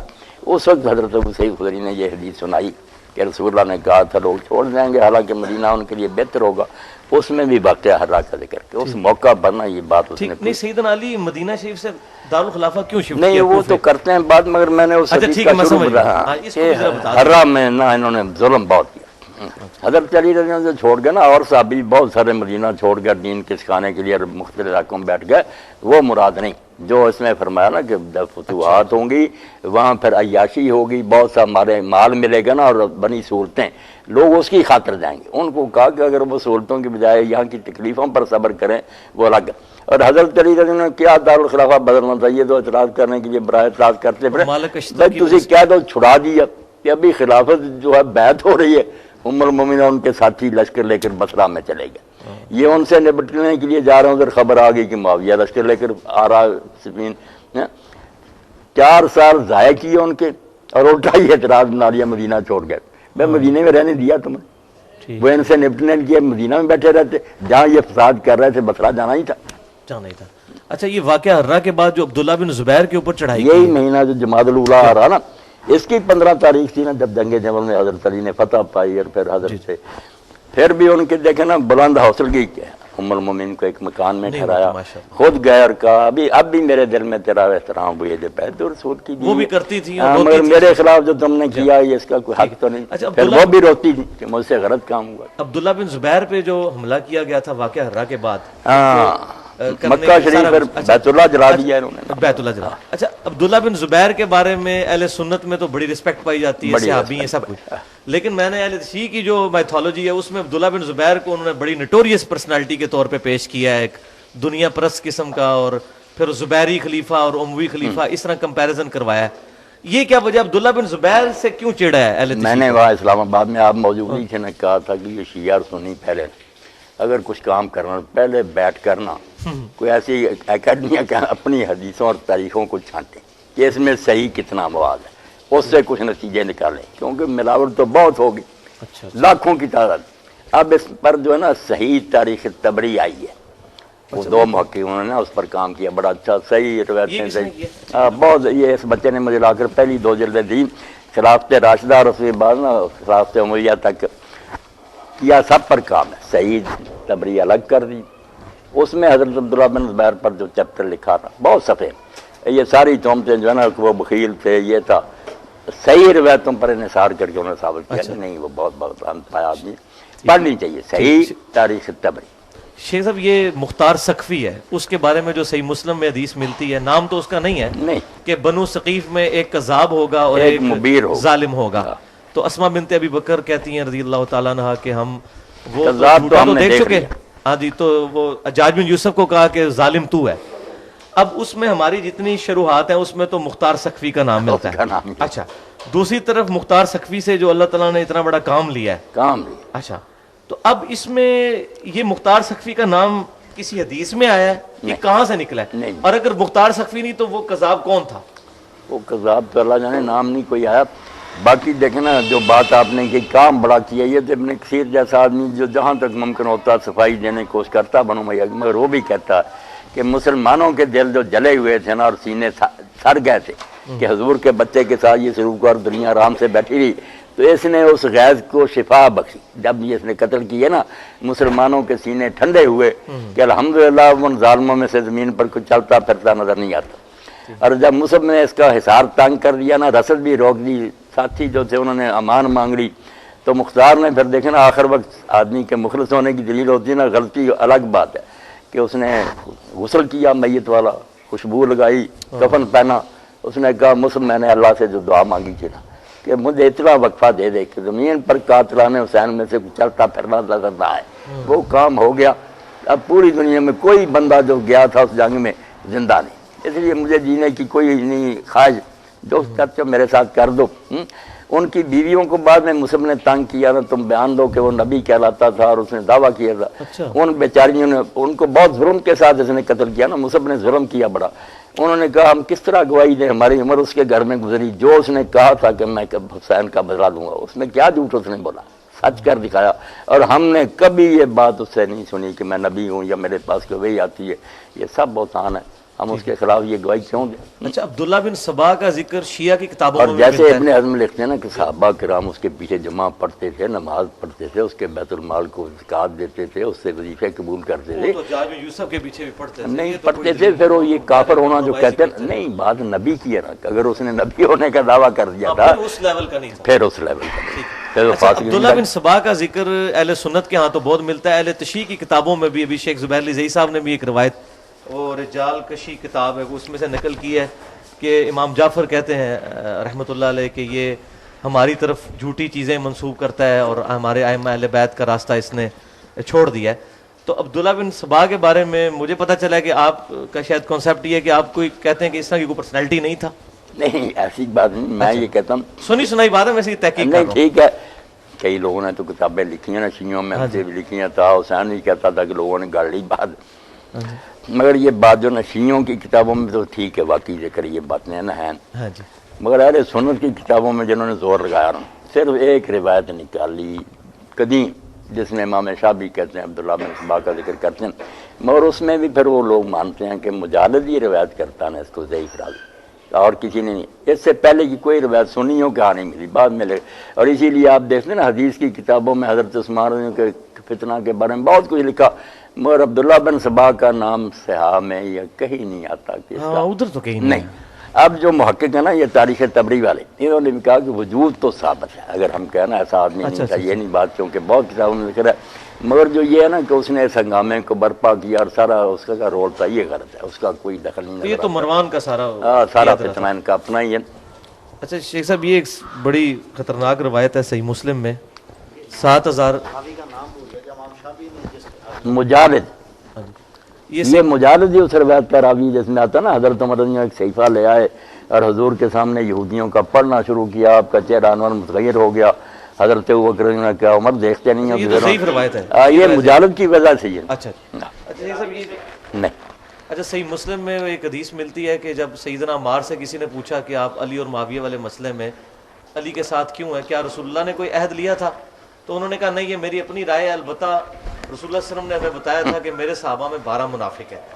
اچھا, اب یہ 12 منافق ہیں, وہ جنت میں داخل نہیں ہو سکتے جب تک اونٹ سوئی کے ناکے سے نہ گزرے. اور حذیفہ کا بھی ذکر کیا اس میں انہوں نے. اب یہ ہمارے اہل حدیث لوگ جو ہے نا, صفی الرحمن مبارک شرح لکھی ہے, اس نے حضرت عمار کے بارے میں کہا یار اس نے بہت برا کیا, بدگمانی کی, ان جنگوں پر اس بات کو چشمہ کر دیا کہ 12 منافق. وہ حضرت عمار پر ناراض ہوا صفی الرحمن, مگر انہوں نے تو کہا بھائی عہد تو نہیں ہمارے پاس, مگر یہ بتایا تھا کہ 12 منافق ہیں وہ جنت میں نہیں بائی نیم نہیں بائی نیم نہیں مینشن کیا. اچھا, آپ نے ایک لیکچر کے دوران کہا کہ یہ جو خلافت راشدہ کے بعد جتنی فتوحات ہوئی ہیں یہ صرف دنیا پرستی تھی. ان خلافت راشدہ کو حق پہنچتا تھا وہ لوگوں کے کہ ہم نے یہ سسٹم بنایا ہے تو وہاں بھی اسلام کا نظام چاہتے ہیں. جو بعد میں خود لٹیرے بن گئے ان کو کوئی حق نہیں پہنچتا تھا کہ وہ فتوحات کرتے. تو دوسری طرف بخاری مسلم میں ملتا ہے کہ آپ صلی اللہ علیہ وسلم کو فرمایا گیا کہ زمین کے خزانوں کی چابیاں آپ کے ہاتھ میں دی گئیں, اور فرمایا مجھے وہ ساری سرزمین دکھائے گی جہاں تک میری امت پہنچے گی. حضور اس پہ خوش ہو رہے ہیں کہ ان فتوحات کے اوپر صلی اللہ علیہ وسلم. خوش تو ہونا یہ بات الگ ہے, جیسے آپ نے فرمایا نا کہ فاجر آدمی کے ذریعے اللہ تعالیٰ دین کی تائید کرا دے, وہ فاجری ہوتا ہے مگر دین کو فائدہ پہنچ جاتا ہے. ان کی فتوحات سے اگر اسلام پھیل گیا, مساجد قائم ہو گئی, دین کا تو فائدہ ہی ہوا, حضور کی تو خوشی کی بات.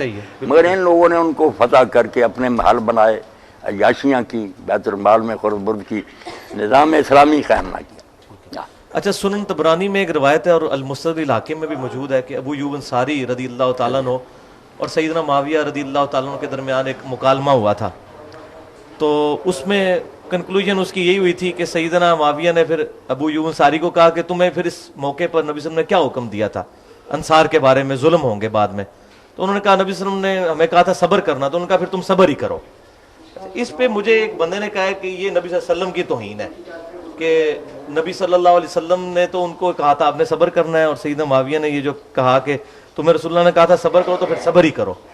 آپ کا اس بارے میں کیا موقف ہے کہ اس کو کسی درجے میں اس روایت کو رد ہی کرنا چاہیے.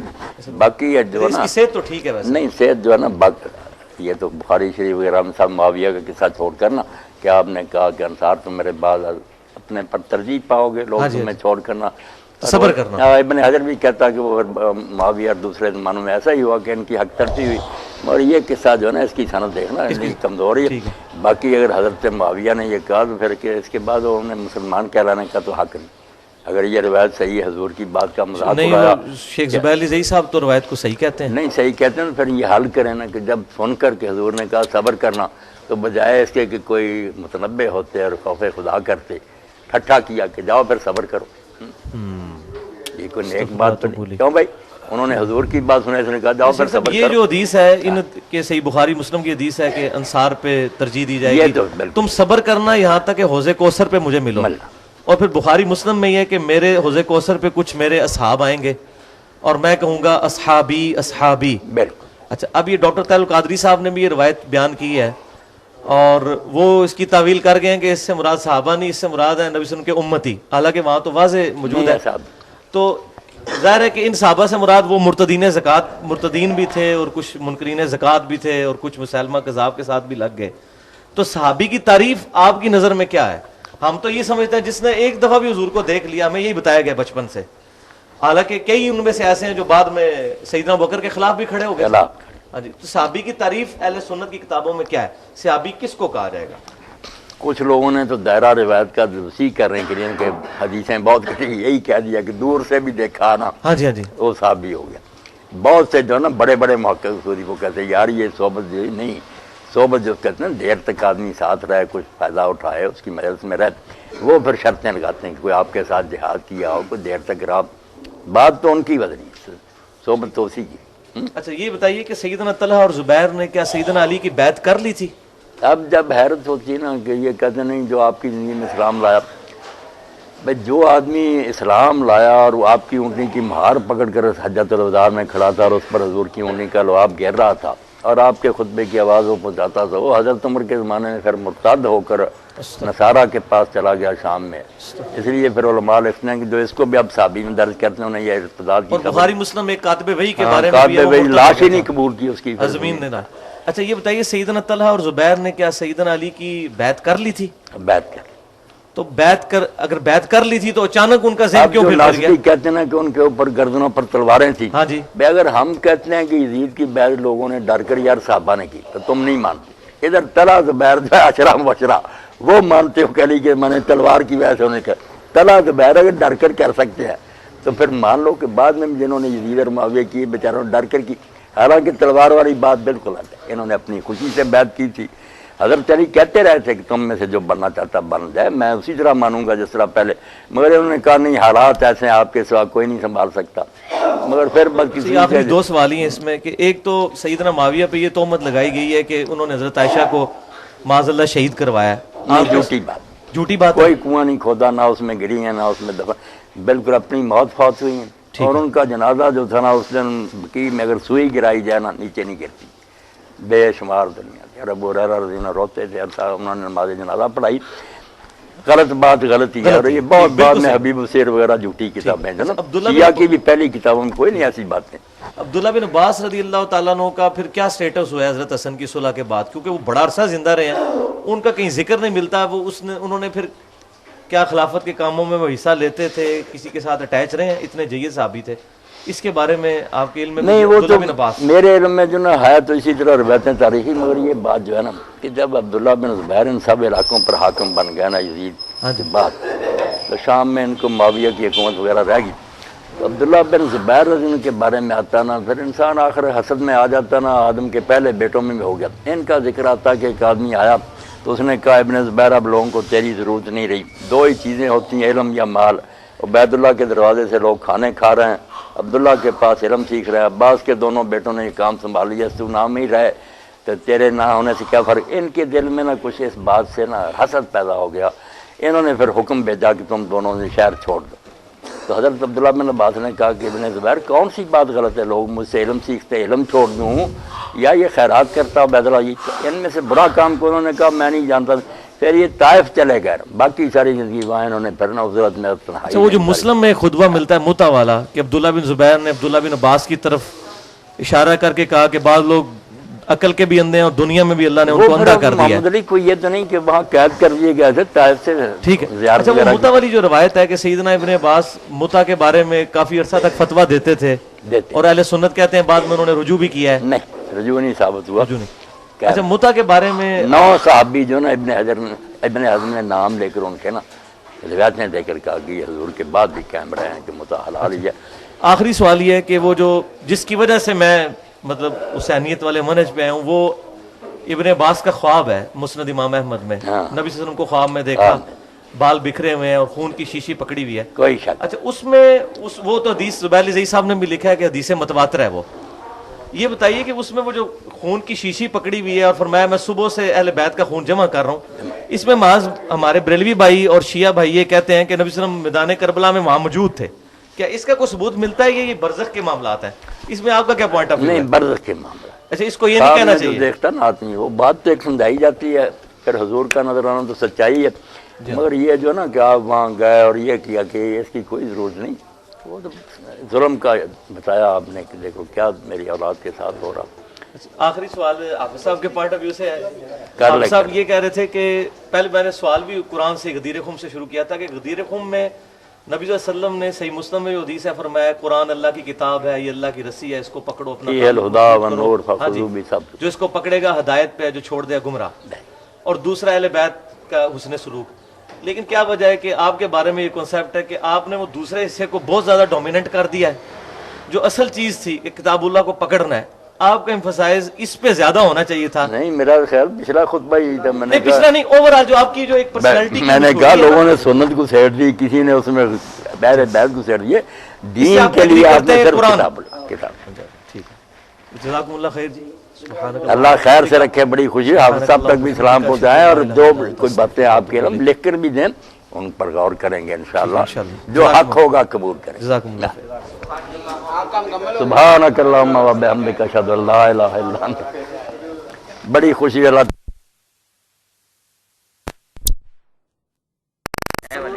حمید بن عبد الرحمن سے روایت ہے کہ حضرت عمر بن الخطاب اور حضرت عثمان بن عفان رضی اللہ عنہ نماز پڑھتے تھے مغرب کی رمضان میں، جب سیاہی ہوتی تھی پشان کی طرف، پھر بعد نماز کے روزہ کھولتے تھے۔ تھلے لکھا کیونکہ مغرب کی نماز جلدی پڑھتے تھے، اس وجہ سے روزہ کا وقت مکروہ نہ ہوتا تھا۔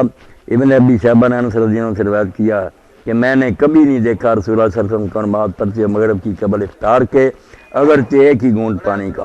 پس پیروی رسول اللہ کی مقدم ہے حضرت عمر حضرت عثمان کی پیروی سے، اور شاید یہ فعل ان کا کسی عذر کے سبب سے۔ اے پائی امین چپ کرنا، یہ میرے پائی نے روایت بخاری موتا جی بھائی حضرت عمر اور حضرت عثمان رضی اللہ عنہ یہ مغرب کی نماز پڑھ لیں دے سی جدوں سورج ڈب جاتا سی رمضان تے روزہ نہیں سی کھول دی، روزہ نماز تو بعد کھول دے سی، اور یہ معاملہ رمضان شریف اے موتا جی روایت یہ بارے سے پوچھتے تھے مولانا عبدالبھائی انہوں نے جان چھڑائی کہ رسول اللہ کھول لیں دے سی، اس تو اصلی تو ہی طریقہ یہ کسی عذر تو ہوگا، مگر اصلی گل ہے بھی پاوے محتاج لکھی نا یہ روایت نہیں صحیح، کیونکہ جڑا حمید بن عبد الرحمان ہے نا یہ نے زمانہ نہیں پایا نہ حضرت عمر دا نہ حضرت عثمان، یہ وقت دا بندہ نہیں نا، انہیں دسیا نہیں سورس، انہوں یہ گل کنے سنائی جدوں کہ بعد پیدا ہوا، اس تو تمہیں حوالہ پھر کسی لکھا دیں گے، علماء نے پھر لکھ دا بے روایت جڑی نا منقطع ہے، یہ جی ٹوٹ جاندی نا تار تو پھر کرنٹ نہیں آتا، یہ جا سلسلہ خراب ہے۔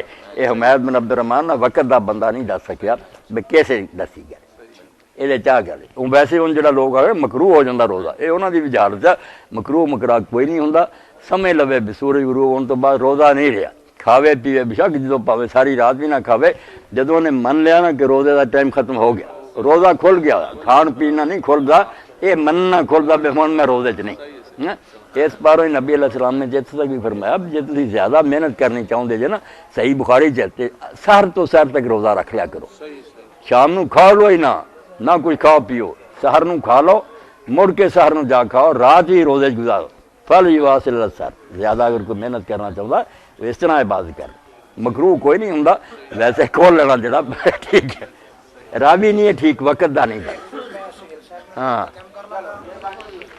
حمید بن عبد الرحمان جڑا اس پاروں منقطع ہوتے ہاں جی بسم اللہ الرحمن الرحیم. اچھا شیخ صاحب یہ سوال تھا کہ آپ اتحاد امت کی بات کرتے ہیں اور اس کی طرف ترغیب دلاتے ہیں لیکن مسئلہ یہ ہے کہ اتحاد امت کے لیے جو مرکزی چیز ہے جو ہمارے لیے بائنڈنگ فورس ہے وہ تو ہے قرآن وَاعْتَصِمُوا بِحَبْلِ اللَّهِ جَمِيعًا وَلَا تَفَرَّقُوا اور غدیر خم پہ بھی نبی صلی اللہ علیہ وسلم نے قرآن پکڑنے کا حکم فرمایا جی غدیر خم پہ بھی قرآن اور صحیح مسلم میں ہے کہ حجۃ الوداع پہ بھی قرآن قرآن قرآن اب مسئلہ یہ ہے کہ جو لوگ قرآن میں بیان کردہ عقیدہ توحید خصوصاً جو پہلی چیز ہے تمام انبیاء کی دعوت ہاں جی جو عقیدہ توحید کے معاملے میں ہی ڈاؤٹ فل ہیں اور انہوں نے یہ سمجھ لیا ہے کہ اللہ تبارک و تعالیٰ نے معاذ اللہ اب یہ سارا کچھ بنا کے نظام اولیاء اللہ کے حوالے کر دیا ہے یا اہل بیت کے حوالے کر دیا ہے یا صوفیاء کے حوالے اب ان کے ساتھ ہم باقی فروعی مسائل کے اوپر کس طرح اتفاق کر لیں جب منڈ جو ہے اس کی اوریجن جو ہے توحید وہی موجود نہیں ہے توحید کی بات کریں تو کوئی کہتا ہے یہ اولیاء کے گستاخ ہیں کوئی کہتے ہیں یہ اہل بیت کے گستاخ ہیں تو میرا خیال ہے اس کے اوپر تھوڑا سا ایمفسائز کرنے کی ضرورت ہے اس پہ آپ کیا کہیں گے توحید کے حوالے نہیں توحید پر بڑا زور دیتا ہوں توحید میں خلل آ گیا تو پھر رہا کیا مگر اس کی وجہ سے جو ہے نا کہ جو لوگ اس بارے میں کچھ پھسل گئے ہیں ان کو اہل علم لوگوں نے دھوکہ دیا کہ یہ توسل ہے استشفاء ہے نیک لوگوں کا وسیلہ ہم ڈھونڈتے ہیں حوالہ شفاء عند اللہ والی بات ان کو ایک دوسرے رنگ میں سمجھا دیا کہ ہم نیک لوگوں سے کچھ نہیں مانگتے نہ وہ دیتے ہیں صرف اللہ کے ہاں سفارش کرتے ہیں ایسی باتیں بنا کر نا انہوں نے لوگوں کو چکر میں ڈال دیا ٹھیک ہے تو اس وجہ سے ہمیں رعایت دینی چاہیے بے خبری اور جہالت ہے نا دیکھیں نا رسولہ جب آئے تو شرک وہی تھا کفر مگر اس زمانے میں وہ کافر نہیں کہلائے جاہلیت کا دور کہلاتا نبی آ گیا سمجھا دیا اور وہ بھی بہت دیر بعد جب مسئلہ واضح ہو گیا پھر کافر کہا انہیں تو اس لیے یہ جو ہے نا کہ ہم انہیں کافر سیائیں اور ان سے نمازیں وغیرہ ختم کر دیں یہ نہیں ٹھیک ہے نمازیں بھی ان سے اسلامی تعلق بھی نکاح طلاق وغیرہ جنازے سب کرنے ان کی جہالت کو ختم کرنے کے لیے پوری کوشش کرنی ہے محبت پیار سے نا انہیں سمجھانا کہ یہ توحید کے خلاف باتیں اور انشاءاللہ وہ تاثیر پیدا ہوگی شریف لوگ مانیں گے مگر ہم برا کہیں یہ مشرک ہیں کافر کوئی فائدہ نہیں یہ بے خبری نہیں وہ ٹھیک ہے آپ کے سامنے نا کہ جس شخص نے سرے سے اللہ تعالیٰ کی قدرت کے بارے میں کہہ دیا کہ مجھے نا بڑے کام کرتا مرتے وقت اس نے کہا بیٹا میں کیسا تھا انہوں نے کہا آپ تو ہمارے بڑے اچھے باپ تھے کہا پھر میرے ساتھ نے ایک شروع کیا کہ مجھ سے کام نہیں اچھے ہوئے اگر میں اللہ کے قابو آ گیا نا لائن قدر اللہ لیا یہ اگر اللہ نے مجھ پر قدرت پاری نا میری جان کا چھٹکارا نہیں مجھے جلا دینا میری راکھ بھی ادھر ادھر بکھیر دینا اس کی سمجھ میں جاہل کی یہ آیا کہ اس طرح کرنے سے نا میں اللہ کے قابو نہیں آؤں یعنی صفت قدرت کا ہی اس نے انکار کر دیا کہ ایسا اگر میں کہہ دوں پھر نہیں اللہ قابو کر سکتا مگر اللہ نے زندہ کر لیا اور پوچھا یہ تم نے کیوں کیا اس نے کیا ڈر گیا تھا کیا باپ لیکن شیخ صاحب مسئلہ یہ یہی علماء نے ابن حجر وغیرہ لکھتے ہیں کہ اتنی بڑی بات کہ قدرت خدا کی کیا اس میں شک کیا کہ اگر میں راکھ بکھیر دوں پھر اس طرح بات سکتا وہ ٹھیک ہے بے خبر ہے قادر ہے اس بات پر لیکن یہ ایز اے رول نہیں لوگوں کو بتائی جا سکتی ہے بات میرے بھائی صدیاں ہو گئیں بڑے بڑے علماء نے کتابیں لے کر ان لوگوں کو بتایا کہ یہ چیزیں جائز اب دیکھیں نا دو آدمی ایک دور میں ہوئے دونوں کو نا ہم کہہ دیتے ہیں شیخ الاسلام ادھر ابن تیمیہ ادھر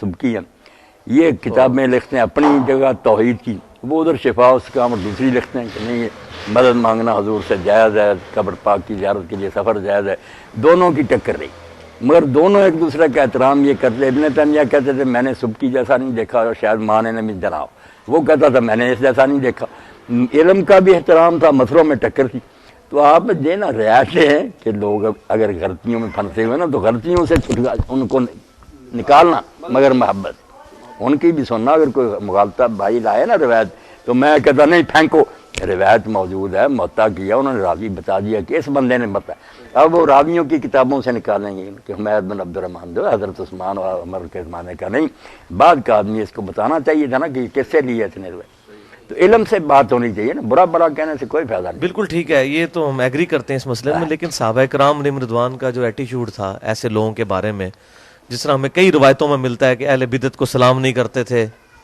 اسی طریقے سے اہل بدعت کے اوپر سختی کرتے تھے، اسی طریقے سے سنن دارمی کے مقدمے میں کئی تابعین اور صحابہ کے بارے میں لکھا ہوا ہے اہل بدعت کے بارے میں کہ ان کا ایٹیچیوڈ کیا ہوتا تھا، ان چیزوں کو سامنے رکھا جائے۔ اسی طرح خیر سے رکھے اللہ پاک۔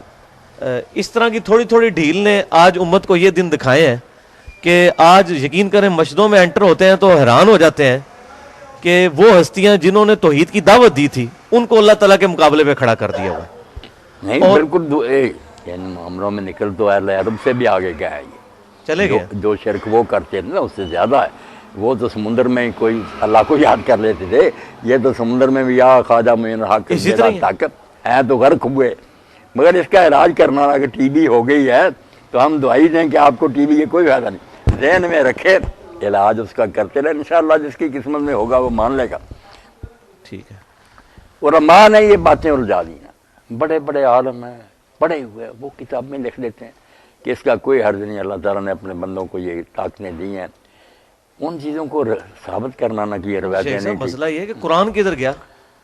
وقال الرسول یا ربی ان قوم اتخذوا هذا القرآن مہجورا، غدیر خم قرآن کی بات کر رہا ہے، حجۃ الوداع قرآن کی بات کر رہا ہے، نبی صلی اللہ علیہ وسلم کا وسیع قرآن ہے، اس کے بعد کوئی امت یہ کہے جی مجھے یہی نہیں پتا چلا کہ قرآن میں کیا لکھا ہوا تھا، ایاک نعبد و ایاک نستعین، مطلب اس کو نہیں سمجھ نہیں آتا۔ بس وہ لوگوں نے پڑھ لیا نا وابتغوا الیہ الوسیلہ، اب اس کی تفسیر میں کئی لوگوں نے لکھ لیا کہ وسیلہ تفسیروں نے تو سارا ظلم ڈایا ہے۔ نہیں ظلم تو ڈایا مگر لفظ تو ہے نا کہ وسیلہ ڈھونڈو، اب لوگوں نے سمجھ لیا کہ لوگوں نے بتایا انہیں کہ یہ وسیلے ہی ہیں، نیک لوگ جو ہے ان کو پکڑ لو، ان کو مغالطوں سے نکالنا ہے نا میرے بھائی، برا بلا کہنے سے کوئی نتیجہ نہیں نکلے گا، نفرت ہوگی دور ہو جائیں گے۔ صحیح ہے، اگر علاج ہو سکتا تھا وہ بھی گیا، وہ ہم سے دور چلے گا، بالکل ٹھیک ہے، دور نہیں کرنا، قریب کر کے نا پھر دل میں صحیح۔ طے کر کے کہ یہ گمراہی میں بالکل پھنسے ٹھیک ہے۔ نکالنا شیخ وہاں۔ صاحب یہ جو نماز کے اندر مطلب مختلف احناف کے اور سلفیوں کے درمیان، اہل تشیع اہل سنت کے درمیان آپس میں فروعی مسائل چلتے ہیں اختلافات کے پوائنٹ آف ویو سے، مطلب سورہ فاتحہ کے بارے میں اتنا سخت دونوں طرف ایکسٹریم ہے، ایک کہتا ہے جی منہ میں انگارہ رکھ دو جو فاتحہ پڑھتا ہے، دوسری طرف کہتے ہیں فاتحہ نہیں پڑھتے تو نماز نہیں ہوتی۔ نماز وہ عمل ہے جو نبی صلی اللہ علیہ وسلم کو 5 دفعہ روزانہ صحابہ کرام نے دیکھا، کرتے تھے۔ اس میں تو عملی تواتر بھی موجود، کتابیں بھی موجود، اس کے باوجود اتنے بڑے لیول کا اختلاف کیوں آیا؟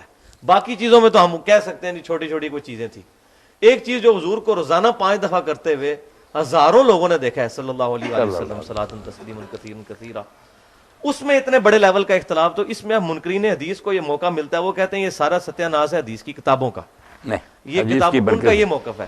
اچھا اب اس میں مجھے بتائیں اختلاف پھر کیوں آیا، ہم ان کو کیا حدیث جواب کی برکت سے نماز ایک، اگر حدیث نہ ہوتی تو پتہ نہیں کتنی نمازیں ہوتی۔ ایک کتاب چھپی تھی محمد علی جس کا نام تھا تقابل اربع، یہ 4 آدمی جنہوں نے قرآن کے نام پر لکھی نا کتابیں اور حلف اٹھایا کہ قرآن کی نمازیں، یہ 4 خانے بنے ہوئے تھے، چارے مولوی عبداللہ چکرالی سے شروع کر کے نا حشمت علی سارے بکھلائے، چاروں ایک بات میں شروع سے لے کر سلام تک ایک بات میں متفق نہیں ہو، اتنی الگ الگ نماز، چاروں حلف اٹھا رہے ہیں قرآن یہ نماز سکھاتا ہوتا تو ایک نہ تم 4 ہوتے۔ چلو حدیث والوں کو چھوڑو، حدیث والوں کا جو ہے نا عمل آپ دیکھ لیں کہ نماز میں جو بنیادی اذان، ہم اتنے لوگ اس وقت جمع، کسی کا قد چھوٹا، کسی کا بڑا، کوئی کاڑا، کوئی گورا، کوئی تندرست، مگر سب پر انسان کا لفظ بولتے ہیں۔ کچھ ایسی چیزیں ہیں جن میں نہ پائی جائیں، بس انسان ہو کے نکال، باقی اس کی نا چیزیں جو جدا بھی ہوں خیر ہے۔ نماز میں کچھ چیزیں ایسی ہیں ارکان اور واجبات جو الحمدللہ نا میرے پاس آبادی بھی آئے مسکت مان کے، وہ خارجیوں کی ایک شاخ ہے، حکومت بھی ان کی ہے قاضی، میں نے انہیں نماز کے لیے کہا، مجھے انہوں نے اپنی تفسیریں کیا، بڑے خوش ہوئے، پتہ چلا کہ یار خارجی کیا، ورنہ ہم نے سمجھ رکھا تھا پتہ نہیں کیا دین سے باہر، نہیں بہت عمدہ کتابیں۔ تو نماز میں جو چیزیں نماز کو نماز کہلاتی ہیں نا، وہ ہے کہ آدمی اللہ اکبر سے شروع کرے، تندرست و قیام کرے، فاتحہ پڑھے، سورہ پڑھے، پھر رکوع کرے، سیدھا کھڑا ہو، پھر سجدہ کرے، بیٹھے، پھر سجدہ کرے، 2 رکعتوں کے بعد تشہد بیٹھے، آخر میں جا کر نا السلام علیکم کو نماز سے ختم کرے۔ یہ آپ ساری دنیا میں گھوم جائیں نا، سب مسلمانوں کی نماز میں ہے، شیعہ کے بھی یہی ہے، حنفیوں کی بھی، یہ ہے وہ اجزاء جو ارکان اور واجبات ہیں جن کے بغیر نماز نہیں، جو اس کے علاوہ ہیں وہ سنن اور مستحبات ہیں، جیسے سلاد وغیرہ کھانے کے ہو جائے اچھا نہ ہو جائے کوئی نہیں، وہ ساری ایسی بات جاہلوں کی چھوڑیں کہ فلاں کی نماز نہیں ہوتی۔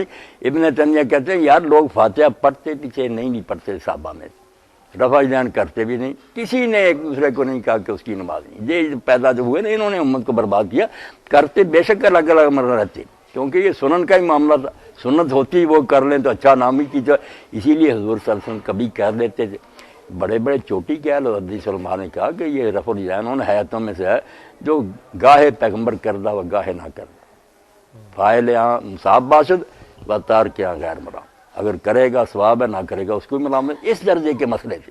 جب بنا دیے نماز نہیں ہوتی، فساد ہو گیا۔ آپ دیکھیں کہ فرض اور واجب اس کی نماز میں ہیں، وہ ہیں تو جیسے انسانوں میں باقی چیزوں میں بہت فرق ہے، مگر پھر بھی انسان ہی بولتے ہیں، نماز ہی بولیں گے جب تک واجبات اور ارکان محفوظ ہیں۔ سنت و مستحب یہ جو ہم ہاتھ باندھتے ہیں، ہاتھ باندھنے کا دیکھ لیں، امام شافعی بھی کہتے ہیں کہ اگر لٹکا دے اور وقار سے کڑا رہے، حرکتیں نہ فضول کرے، فلا باس، کوئی حرج نہیں۔ اور مالک اور لیث بن سعد تو ویسے ہی قائل تھے کہ لٹکا کر پڑے، اور امام اوزاعی شام میں کہتے ہیں دونوں کی اجازت سے آدمی باندھ دے یا چھوڑ دے۔ یہ مسئلے تو زائد چیزوں کے کہ یہ ہو جائے ٹھیک ہے نا، یہ فرض واجب چیزیں نہیں تھی، بے علم لوگوں نے بنا لیا نا کہ اس کے بغیر نماز نہیں، اس سے پھر فساد ہی ہونا تھا۔ فاتحہ کا آپ پڑھیں دیکھ لیں، جو علم والے لوگ ہیں وہ سب مانیں گے کہ 3 گروہ تھے اصحاب رسول میں، کچھ ہر حال میں پڑھتے تھے سری جہری میں، ان کے بھی آگ نہیں پڑھنی، بکواس کرتے ہیں، عبادہ بن سامت، ابو ہریرہ یا حضرت عمر کے پڑھنی، اور جو کہتے ہیں نہیں پڑھتا نماز نہیں، بھئی مسلم خود لکھتے ہیں کہ حضرت زید بن ثابت جو کاتب وحی تھے وہ کسی نماز میں بھی امام کے ساتھ قرآن نہیں پڑھتے، اور آپ خواب جو امام ترمذی لکھتے ہیں کہ اصحاب رسول میں وہ بھی تھے جو پڑھتے تھے، نہیں پڑھتے۔ اور امام احمد بن حنبل کا جو حوالہ دیا، انہوں نے کہا یار حضرت جابر سے زیادہ کو جانتا صحابی رسول سے کہ حدیث کا کیا معنی، انہوں نے لا صلاۃ کا بھی بیان کر دیا کہ جس نے کسی رکعت میں فاتحہ نہیں پڑھی اس کی نماز نہیں، مگر ساتھ ہی کہا الا ان یکون وراء الامام، ہاں اگر وہ امام کے پیچھے ہو پھر یہ قانون ہے۔ وہ کہتے ہیں صحابی کو ضرورت کیسے ہوئی، اگر اس نے اپنی طرف سے یہ استدعا کیا، دین برباد کیا کہ جب نماز نہیں ہوتی کیوں کہا اس نے کہ میں امام کے پیچھے ہو جاتی ہے۔ اور اس کو حسن صحیح کہا، امام احمد بن حنبل کہتے ہیں یار اس سے صحابی سے بڑھ کر کوئی حدیث کو جانتا، اس لیے اکیلا پڑھے گا یا امام پڑھے گا اور فاتحہ نہ پڑھے اس کی نماز نہیں، الا یکون وراء الامام، ٹھیک۔ اور زیادہ اکثریت تو آپ جانتے ہیں نا کہ سری میں پڑھ لیتے تھے فاتحہ بھی، اور جہری میں جو ہاں سورت بھی پڑھتے اور جہری میں خاموش رہتے، تو پتہ چلا یہ ساری چیزیں ٹھیک ہی تھی، نماز کا کوئی نہیں بگڑتا۔ ترجیح دے سکتے ہیں آپ کا، میرے خیال میں یہ زیادہ بہتر کر لیں۔ بالکل ٹھیک ہے، ترجیح تو دیتے ہیں، لیکن مسئلہ یہ ہے کہ اسی طریقے سے سنتیں چھوٹتی چھوٹتی ابھی تک یہ حالت یہاں پہنچی ہے۔ آپ یہ کہہ رہے ہیں کہ نہیں، چھوٹتے چھوٹے حالت نہیں پہنچی، سنتوں پر زور دینے سے پہنچی، اچھا کہ سنت کو فرض بنا دیا۔ نہیں، فرض تو کوئی بھی نہیں کہتا، زبان سے نہیں کہتے، عملاً بنایا ہوا، عملاً بنایا ہوا، ظاہر ہے وہ اختلافی مسائل پھر اس قدر ادھر ہمارے زور دے دیا۔ اگر یہی کہتے رہے کر لو ٹھیک ہے، نہ بھی کرو پھر بھی فساد کیوں ہوتا۔ اچھا، وہ مصنف ابن ابی شیبہ میں ایک روایت ملتی ہے کہ سیدنا ابن عمر رضی اللہ تعالیٰ عنہ جو رفع الیدین نہیں کرتا تھا نماز میں، کنکریاں مارتے، یہ بات ٹھیک ہے؟ ہاں ٹھیک۔ تو مسئلہ ہے کہ ابن عمر بھی بڑے متبع سنت تھے، بڑے بڑے، ہاں جی، تو وہ اتنی نہیں وہ توجہ دلانے کے لیے کہ بہتر تو یہی کہ رفع الیدین کیا ہے، وہ میں بھی کہتا ہوں جیسے شاہ ولی اللہ والذی یرفع حب الی ممن لا یرفع لأن احادیث رفع اکثر واسبق۔ لیکن ادھر تو ظلم یہ ہو گیا ہے کہ جو لوگ کر رہے ہیں نا ان کو تختہ مشق بنایا ہوا ہے نہ کرنے والوں نے، جن کی اپنی ایک حدیث جو کہ اصول محدثین پہ وہ بھی صحیح نہیں ہے، کوئی روایت صحیح ثابت نہیں۔ ان کا ظلم یہ ہے کہ وہ، اور جو کرنے والے نے انہوں کا کرنا تو اچھا، مگر جس طرح کرتے ہیں نا رفع الیدین، وہ تو خیر غلط ہے، انہوں نے بھی محمد علی بھائی بدنام کر اب یہ کوئی رفع الیدین ہے؟ یہ یہی کہنا کہ مکھیاں اڑا رہے ہیں، کیوں بھائی آپ بتائیں۔ ہاں میں آپ کو بتا دیں یہاں ایسے لوگ ہیں، میں نے ایک دن محمد علی بھائی اس پر خطبہ نہیں کیا، نہ رفع الیدین، مگر جب اس کا فلسفہ کبھی کبھی بیان کر دیتا ہوں کہ آپ جب اللہ کی طرف دونوں ہاتھ اٹھا دیتے ہیں تو وہ بالکل اپنی نفی ہے کہ میرے پلے کچھ نہیں تیرے۔ کتنے دیوبندی کٹڑ مقلد تھے، مگر آپ جو کرتے ہیں نا اتنا اچھا رفع الیدین کرتے ہیں، میں بھی حیران ہوتا ہوں۔ میں نے نہیں کہا انہیں، وہ خود ہی لگ گئے۔ ایک سوال میں بھی کر لوں کہ یہ جو آپ فرماتے ہیں کہ تمام فرق جو ہیں اپنی حدیث کی کتابوں کو چھان پھٹک کر لیں اور تاکہ ہم آہنگی پیدا ہو جائے، اس کا کیا طریقہ، علمی کیا طریقہ آپ کے ذہن میں آتا ہے؟ ہر گروہ میں ماشاءاللہ نا ایسے لوگ اب بھی موجود ہیں، شیعہ سنی دوسرے سب ہیں کہ اللہ نے انہیں علم بھی دیا، رجال کے ماہر بھی ہیں، مختلف موقعوں پر وہ اظہار بھی کر دیتے ہیں۔ اب کافی ہے نا، وہ حماسہ میں لکھتے ہیں سید مرتضیٰ مطہری کہ افسوس ہے کہ کافی میں بھی یہ روایت آ گئی کہ امام حسین علیہ السلام کی لاش پر ایک آ کر شیر بیٹھ گیا، اور لوگ جب گئے آپ کا سر کاٹنے کے لیے تو شیر ہرایا، تو پھر انہوں نے کہا دیا یار نہ چھیڑو، یہ ایک مصیبت ہے، گلے پڑ جائے گی۔ وہ کہتے ہیں یہ بھی اتنی بڑی ہماری کتاب میں ایک جھوٹی روایت لگی، کون سا؟ اور کئی لوگ پھر یامین بھائی اتنا دور چلے گئے ذاکر کہ وہ شیر خود حضرت علی تھے، شیر کی شکل میں آتے تھے، وہاں بیٹھتے تھے۔ اب کیا کریں، ان روایتوں نے یہ امت روایات میں کھو گئی، حقیقت خرافات میں کھو گئی۔ حالانکہ خود علامہ محدثی کہتے ہیں کہ یہ روایت جو ہے نا ضعیف ہے، مگر کتابوں سے الگ کر کے شائع کریں کہ اتنا مواد صحیح کٹھی کر لیں، تقریباً ایک ہی بات ہے، یہ ان ضعیفوں نے فساد ڈالا ہوا۔ اچھا یہ کچھ بزرگ جن کو آپ رحمۃ اللہ علیہ کہتے ہیں، رحمۃ اللہ علیہ ہاں جی کہتے ہیں، اب مسئلہ یہ ہے کہ جب ہم تک ان کی کچھ باتیں ایسی پہنچتی ہیں جن میں عقائد کی خرابیاں مجھلی ہیں، تو اس میں یہ ہم جو ان کے لیے دعائیہ کلمات کہتے ہیں، اس کی کیا شرعی حیثیت ہے؟ نہیں تو کل کو کوئی یزید کو بھی امام غزالی کی طرح رحمۃ اللہ علیہ کہے گا؟ یزید بیچارہ جو ہے نا، یزید کو نیک نہیں، اس کی بات کو بھی غلط بیان کر دیا لوگوں، نیک بالکل نہیں کہا۔ امام علیہ السلام کا خطبہ بھی نقل کیا کہ لوگوں تم دیکھتے ہو حق پر عمل نہیں ہو رہا، لوگوں نے حرام کو حلال کر لیا، بیت المال لوٹ رہے ہیں، سارا تقریر لکھی۔ وہ صوفی ہونے کی جہت سے نا یہ کہتا کہ یار شیطان کو بھی اگر کوئی لعنت نہ کرے اس کو بگڑتا وہی وقت ذکر میں گزارو، وہ اس کا تصوف ہے۔ وہ کہتا چلو کلمہ گو تھا، جب ہم کہتے تھے اللہ مسلمانوں پر رحم کرو، وہ بھی بیچارہ آ جاتا۔ یہ اس کی نا درویشی کی بات ہے، نیک نہیں کہا، بالکل وہ جانتا کہ فاسق فاجری ہے، لوگ غلط بات بیان کرتے۔ یہ ایک الگ بات ہے کہ لکھا ہے کہ ذکر حسین بھی حرام ہے، صحابہ کرام کی توہین ہو جاتی ہے۔ وہ تو پھر ابن حجر مکی بھی لکھتا ہے ان لوگوں کے دلوں میں چور ہے نا۔ میں کہتا ہوں یار یہ اعتراف جرم ہی ہے نا، اگر صحابہ کا قصور نہیں تو آپ کو کیا ڈر ہے؟ آپ مسئلہ لائیں میدان میں، ان کو بری کریں، اور اگر قصور کو نظر آتا ہے تو پھر چھپانے کا کوئی فائدہ؟ آپ کہیں گے ذکر نہ کرے، لوگوں کو یقین ہو جائے گا کہ ہے بھائی کوئی داڑھی میں چور آ گیا لینے کے لیے بھائی۔ الحمدللہ رب العالمین والصلاة والسلام علی رسول الکریم سیدنا محمد وآلہ وصحبہ اجمعین۔ اللہم استعملنا بسنت نبیک وتوفنا علی ملتہ واعذنا من مضلات الفتن۔